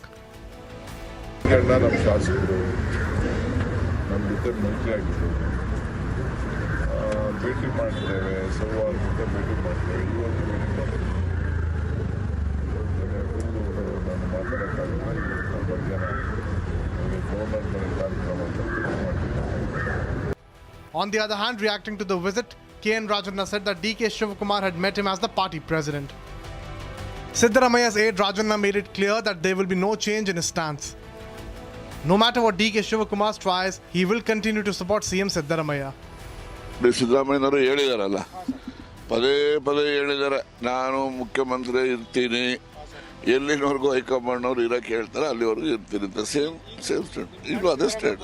ನಾನು ಇವಾಗಲೂ ಸಿದ್ದರಾಮಯ್ಯನವ್ರ ಪರಾನೆ. D K Shivakumar ಅಷ್ಟೇ ಪ್ರಯತ್ನ ಮಾಡಿದ್ರು. ಅವ್ರು ಏನೇ ಪ್ರಯತ್ನ ಮಾಡಿ, ನಾನು ಹೇಳಿದ್ದೀನಲ್ಲ, ಏನೆಲ್ಲ ಹಿಂದೆ ಹೇಳಿದ್ದೀನಿ ಅದೆಲ್ಲ ಸ್ಟೇಟ್ಮೆಂಟ್ಗೂ even today I stand by that. There is no change. The drama unfolds as D.K. Shivakumar insists an agreement on the leadership change exists, while Siddaramaya continues to be in the denial mode. Meanwhile, Karnataka Home Minister Dr. G. Parmeshwara urged the High Command to resolve the crisis before the budget. ನಾವು ಈಗ budget ಹತ್ರ ಬರ್ತಾ ಇದೆ, ಆದಷ್ಟು ಬೇಗ ಈ ಎಲ್ಲ ಬಗೆಹರಿಸಿಕೊಂಡು ನಾವು ಬಡ್ಜೆಟನ್ನು ರಾಜ್ಯದ ಅಭಿವೃದ್ಧಿಯ ದೃಷ್ಟಿಯಿಂದ ಬಡ್ಜೆಟನ್ನು ಕೊಟ್ಟು ಮುಂದೆ ಕೆಲಸ ಮಾಡೋದು ಒಳ್ಳೆಯದು ಅಂತ. ಅದಕ್ಕೆ ನಮ್ಮ ಹೈಕಮಾಂಡ್ನವರು ಆದಷ್ಟು ಬೇಗ ಇದನ್ನೆಲ್ಲ ತಿಳಿ ಮಾಡಬೇಕು ಅಂತ ಆಗಬೇಕು. ಯಾವುದೂ ಗೊಂದಲ ಇರಬಾರ್ದು. ಈಗೇನು ಸುಮ್ಮನೆ ಅವರೊಂದು ಹೇಳಿಕೆ ಇವರೊಂದು ಹೇಳಿಕೆ ಈ ರೀತಿಗಳು ಬರ್ತಾ ಇದ್ದಾವೆ. ಅವು ಯಾವೂ ಕೂಡ ಬರದ ಹಾಗೆ ಬಡ್ಜೆಟನ್ನು ತೀರ್ಮಾನ ಮಾಡಿ ನಾವೇನು ಜನಗಳಿಗೆ ಪ್ರಾಮಿಸ್ ಮಾಡಿದ್ದೇವೆ ಆ ಪ್ರಾಮಿಸ್ ಫುಲ್ಫಿಲ್ ಮಾಡೋದಕ್ಕೆ ಎಲ್ಲ ಕ್ರಮ ತಗೋಬೇಕು. The infighting has raised concerns over Congress's prospects in Karnataka.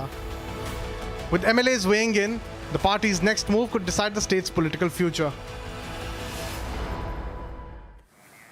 And now from Karnataka, let's tell you what's happening in the state of Bengal. A Bengali singer, her name is Lagnijita Chakrabarti. She has alleged that she was abused and nearly assaulted during a live concert in West Bengal after she refused to change her song choice.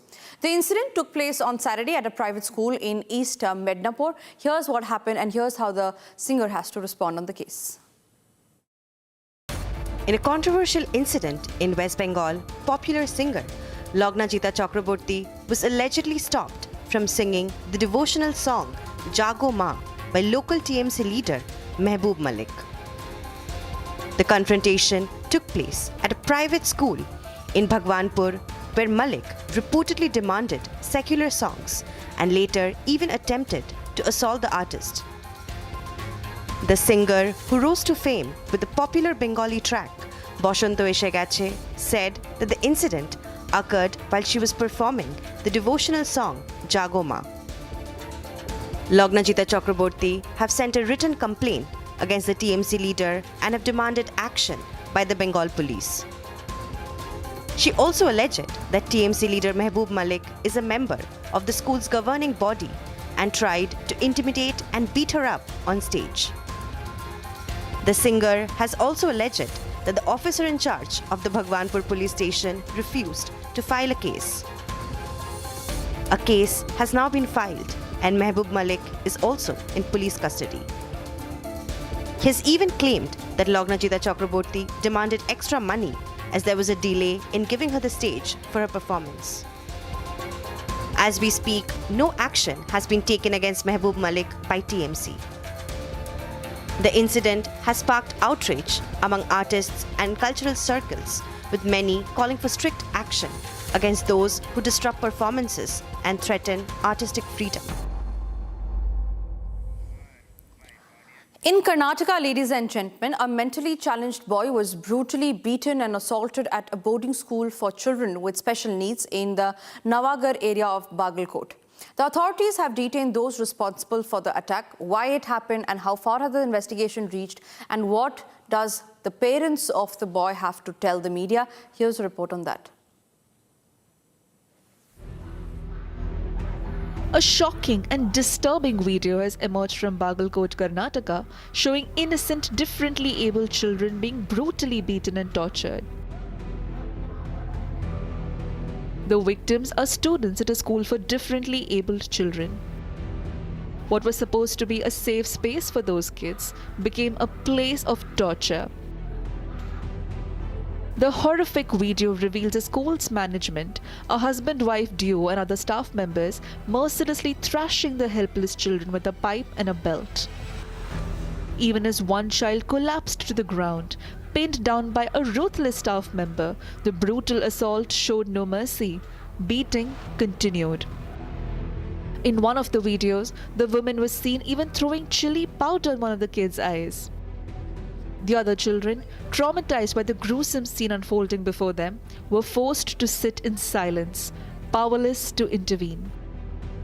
The woman you've seen on your screens is Anandi Hindulkar, the woman who brutally threw chili powder in one of the kids' eyes. In a shocking display of callousness, the person recording the incident is heard laughing as the boy writhed in agony. One of the students' parents have filed a complaint against the couple and an FIR has been registered by the police. The police have detained the couple responsible for the attack, along with 2 others linked to the school for questioning. The incident has raised serious concerns over safety and accountability of schools, which are meant for nurturing differently abled children.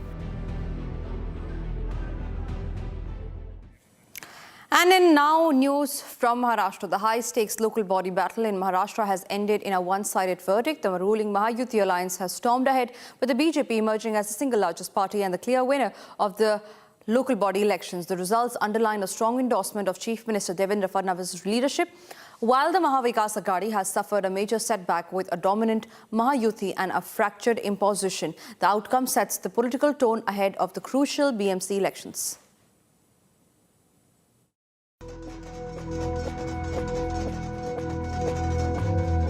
A high-stake battle between the ruling Mahayuti and Maha Vikas Aghadi MVA in Maharashtra's local body polls became one-sided at the end.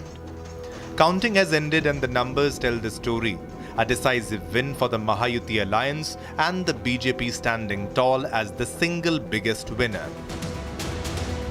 मी पहिल्यांदा महाराष्ट्राच्या जनतेचे आभार मानतो की महाराष्ट्राच्या जनतेने भारतीय जनता पक्षाला आणि आमच्या महायुतीला प्रचंड मोठं समर्थन दिलेलं आहे.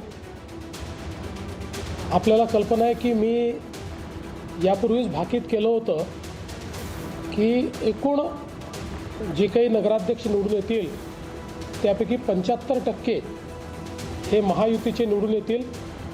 तशाच प्रकारचा कौल हा महाराष्ट्राच्या जनतेने दिलेला आहे आणि विशेषतः भारतीय जनता पार्टी हाच पहिल्या क्रमांकाचा पक्ष आहे हे देखील पुन्हा एकदा या ठिकाणी अधोरेखित झालेलं आहे. The Maharashtra local body poll results have delivered a decisive mandate in favor of the BJP.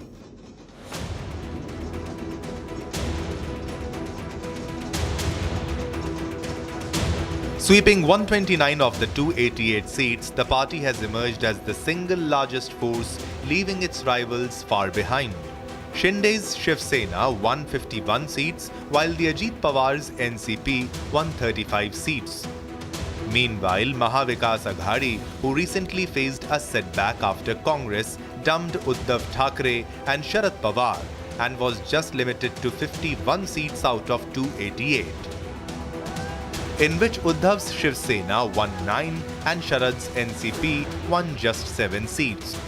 The numbers underscore a clear endorsement of BJP's leadership and mark a commanding show of strength across Maharashtra's civic bodies.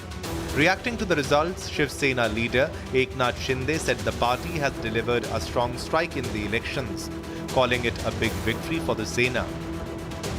अभी चुनाव के नतीजे सामने आए हैं. इसमें शिवसेना का strike rate जो है काफ़ी तगड़ा रहा है और जैसे लोकसभा में स्ट्राइक रेट था, विधानसभा में स्ट्राइक रेट था, वैसे ही ये स्थानीय जो चुनाव है नगर परिषद नगर पंचायत में शिवसेना ने बरकरार रखा है. लोगों ने शिवसेना का साथ दिया है और लाडली बहनों ने भी साथ दिया है. सब मतदाताओं ने साथ दिया है. शिवसेना कई लोग कहते थे कि शिवसेना सिर्फ ठाणे और मुंबई तक सीमित है, लेकिन अब चांदा से बांदा तक शिवसेना सभी घर घर में पहुंच गई है और शिवसेना को भारी जीत हासिल हुई है इस चुनाव में. Meanwhile, Maharashtra Assembly Speaker Rahul Narvekar has hailed the BMC election results as a resounding endorsement of Chief Minister Devendra Fadnavis' leadership. आदरणीय मुख्यमंत्री देवेंद्र जी फडणवीस साहब के नेतृत्व में आज महाराष्ट्र में जो नगर पालिका नगर परिषद के चुनाव के निकष दिखाई दे रहे हैं, उससे ये स्पष्ट होता है कि उनका नेतृत्व पूरे महाराष्ट्र ने स्वीकारा हुआ है और उनके नेतृत्व में भारतीय जनता पार्टी ने एक अभूतपूर्व और लैंडस्लाइड विक्ट्री प्राप्त की है. इतर पार्टियों के मुकाबले डबल से भी ज़्यादा सीटों पर विजय प्राप्त की है और ये अभूतपूर्व विजय भारतीय जनता पार्टी के ऊपर महाराष्ट्र की जनता के विश्वास का प्रतीक है. A dominant Mahayuti, a resurgent BJP, and a fractured opposition. The results signal a strong vote of confidence in the ruling alliance's leadership, setting the tone for the upcoming BMC polls. And now moving on, tensions have reached a breaking point in Chhattisgarh's Kanker district as a dispute over a burial escalated into a full-blown violent clash between two communities. Two churches were set on fire and several police officers, including a DIG and an SP, were left injured during the chaos. The administration has now clamped down with Section 144 to prevent further escalation. What happened and how it escalated? What is the current situation on ground? Here's the detailed report on that. Tensions erupted in Chhattisgarh's Kanker district after a disagreement over a village elder's burial sparked a violent communal standoff.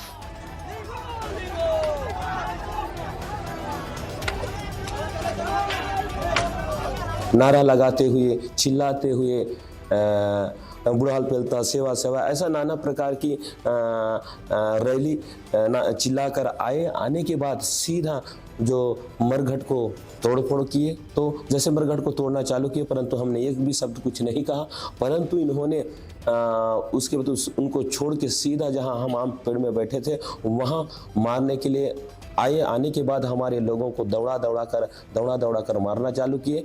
Alleged attempts to alter long-standing tribal burial practices ignited the fuse, culminating in a brutal clash between rival groups.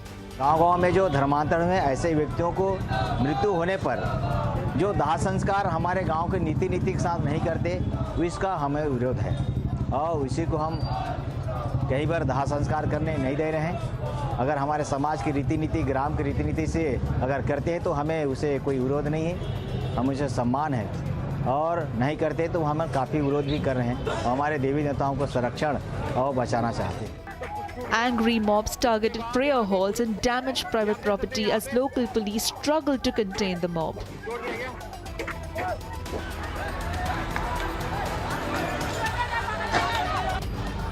Top police officials, including the DIG and SP, were injured while trying to mediate between the ripped groups as stones rained down on them.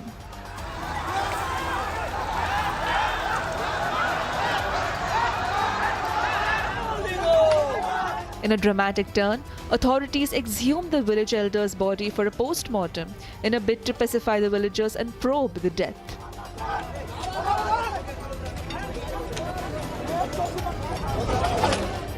A massive police deployment is underway in North Bastar's tribal belt to prevent retaliatory attacks as the administration remains on high alert. While the situation is reported to be under control, surveillance has been stepped up across the district, with authorities keeping a hawk's eye on developments.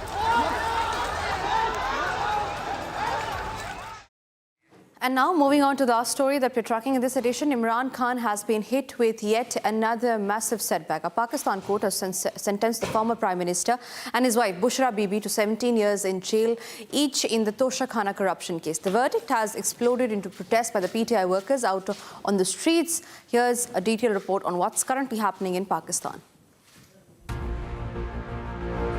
Fresh unrest has erupted on Pakistan's streets, with PTI workers protesting in Mansehra against the sentencing of former Prime Minister Imran Khan and his wife Bushra Bibi.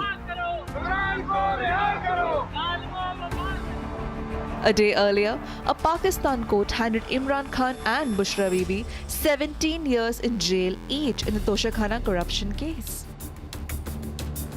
The court ruled that the couple illegally retained and sold state gifts, including expensive jewelry from the Saudi government, at prices far below the market value. The verdict was delivered from Adiala jail, where Khan is already lodged in multiple cases. The Tosha Khana case has shadowed Imran Khan since 2021, with investigators alleging fraudulent declarations and illegal profits from state gifts meant for the treasury. The former PM has consistently denied wrongdoing, calling the charges fabricated and politically driven. However, this verdict has triggered fresh protests and a hardened stance by PTI workers. All eyes are now on how the party mobilizes and whether more unrest follows this explosive judgment.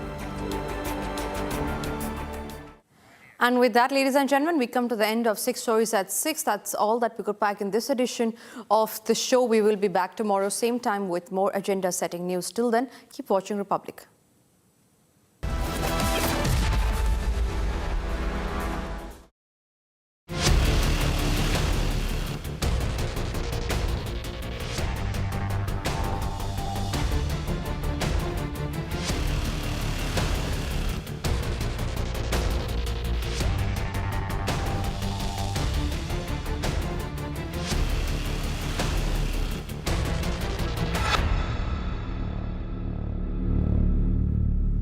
आधे bowl दही में 4 चम्मच MDH चटनी पुदीना मसाला डाला, stir करो, पुदीना चटनी तैयार। MDH चटनी पुदीना मसाला। Amity has been ranked among the top universities globally for producing the most employable graduates by the Times Higher Education UK. Yet another testimony to Amity's excellent placement record.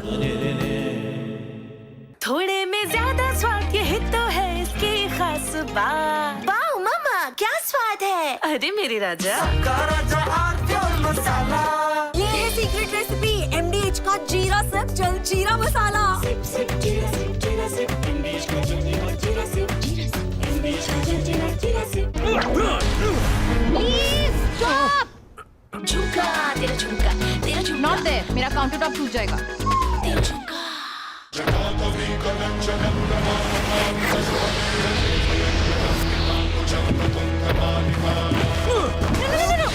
मेरी chimney टूट जाएगी। What are you doing? रानी इस घर में कुछ है जो टूटता नहीं। ये पिलर कभी नहीं टूटेगा। रुंगटा स्टील TMT से बना। रुंगटा नहीं तो घर स्ट्रॉन्ग नहीं। रुंगटा स्टील TMT बार एकदम solid.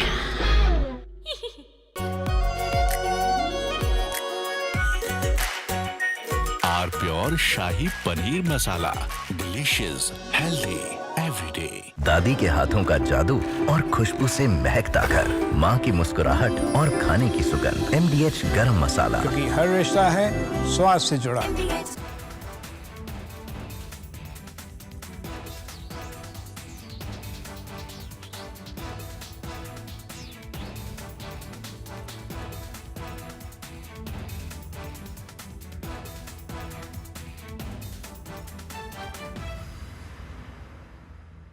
We are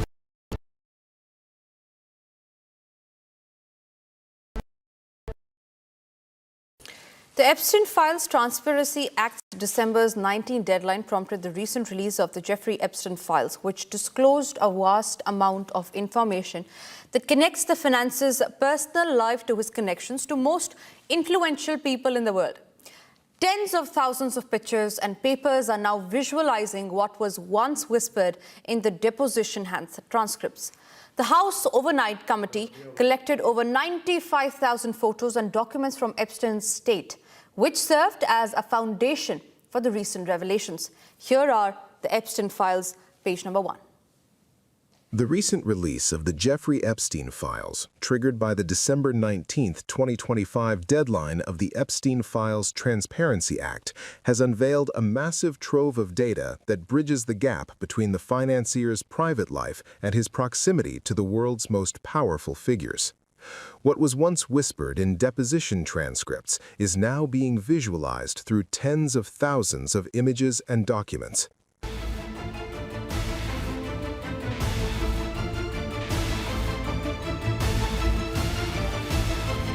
The backbone of the recent disclosures is a collection of approximately 95,000 photographs and documents obtained from Epstein's estate by the House Oversight Committee.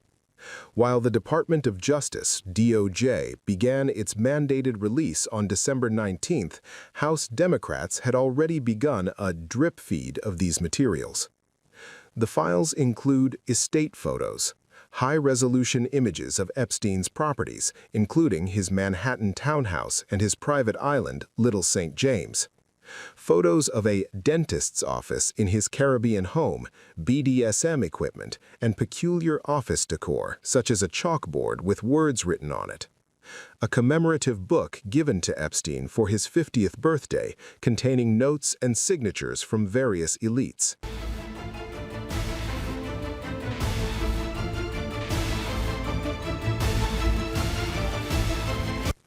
The files contain visual confirmation of several high-profile connections that have been the subject of speculation for years. One significant image features former President Bill Clinton smiling alongside Epstein and Ghislaine Maxwell. The photo reportedly bears Clinton's signature in gold ink, though his representatives have long maintained he knew nothing of Epstein's crimes. Photos capture Bill Gates in social settings with Epstein, including one where he is seated with the financier and the former Prince Andrew.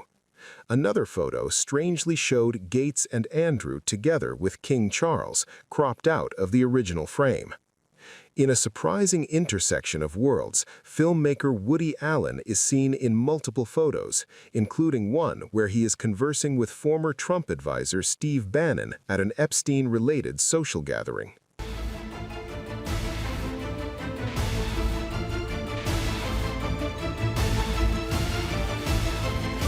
The files offer a nuanced examination of the relationship between Jeffrey Epstein and Donald Trump, which spanned approximately 15 years before a falling out in 2004.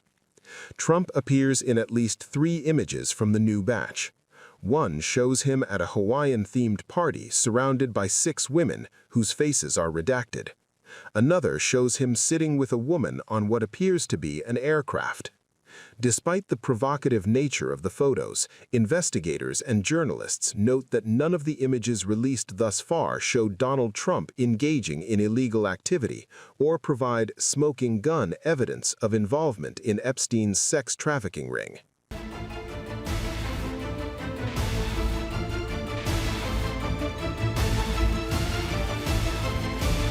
Despite the December 19th deadline, the release has been criticized for being incomplete. Huge swaths of the 95,000 photos remain unreleased to the public.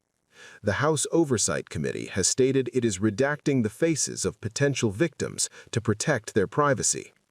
The Department of Justice released a partial batch on the deadline day, announcing that the remainder of the files would be released over several weeks. This has led to accusations of a cover-up from some lawmakers who argue the DOJ is violating the transparency law.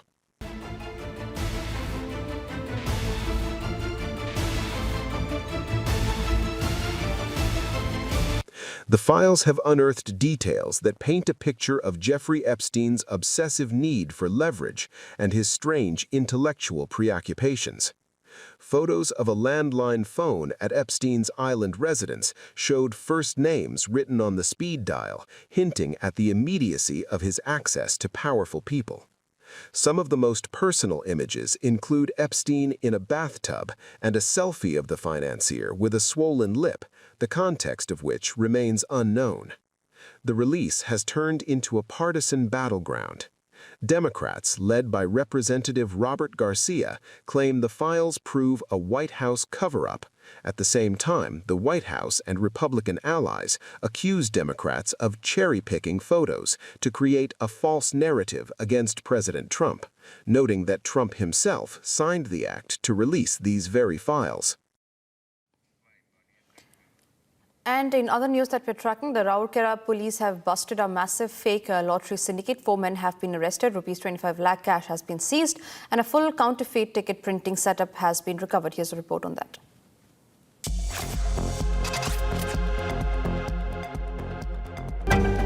In a major crackdown, Raurkela police have busted a fake lottery racket operating under Plant-Side police station limits. Acting on a tip-off, multiple raids were carried out across the city on December 20th. Police recovered counterfeit lottery tickets, incriminating material, and rupees 25,37,260 rupees in cash. The accused were manufacturing fake lottery tickets and distributing them through agents across Raurkela. 4 men have been arrested in the case. Police seized 8 mobile phones, 5 notebooks, a desktop computer, printer, and other material used to print the fake tickets. A case has been registered under sections of the Bharatiya Nyaya Sanhita and Lotteries Regulation Act. The police are now tracking other members of the network and probing the full extent of the racket.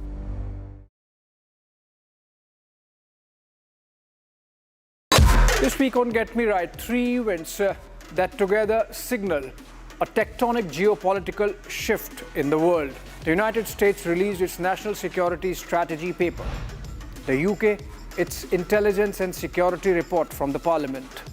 And amidst all this, China crossed, for the first time in world history for any nation, $1 trillion of trade surplus. And then the gas chamber that our national capital becomes every winter. Is there any hope, or are we condemned to live this forever? This weekend, Saturday and Sunday, only on Republic TV. में ज्यादा स्वाद यही तो है इसकी खास बात। Wow मामा क्या स्वाद है। अरे मेरे राजा राजा आर प्योर मसाला केसरिया से मन जोगी हुआ रे दिल झूमे देखो मतवारा हुआ रे केसरिया से मन जोगी हर पल मनाओ केसरी त्योहार। विमल बोलो जुबान केसरी। दादी के हाथों का जादू और खुशबू से महकता घर, माँ की मुस्कुराहट और खाने की सुगंध। MDH गरम मसाला, क्योंकि हर रिश्ता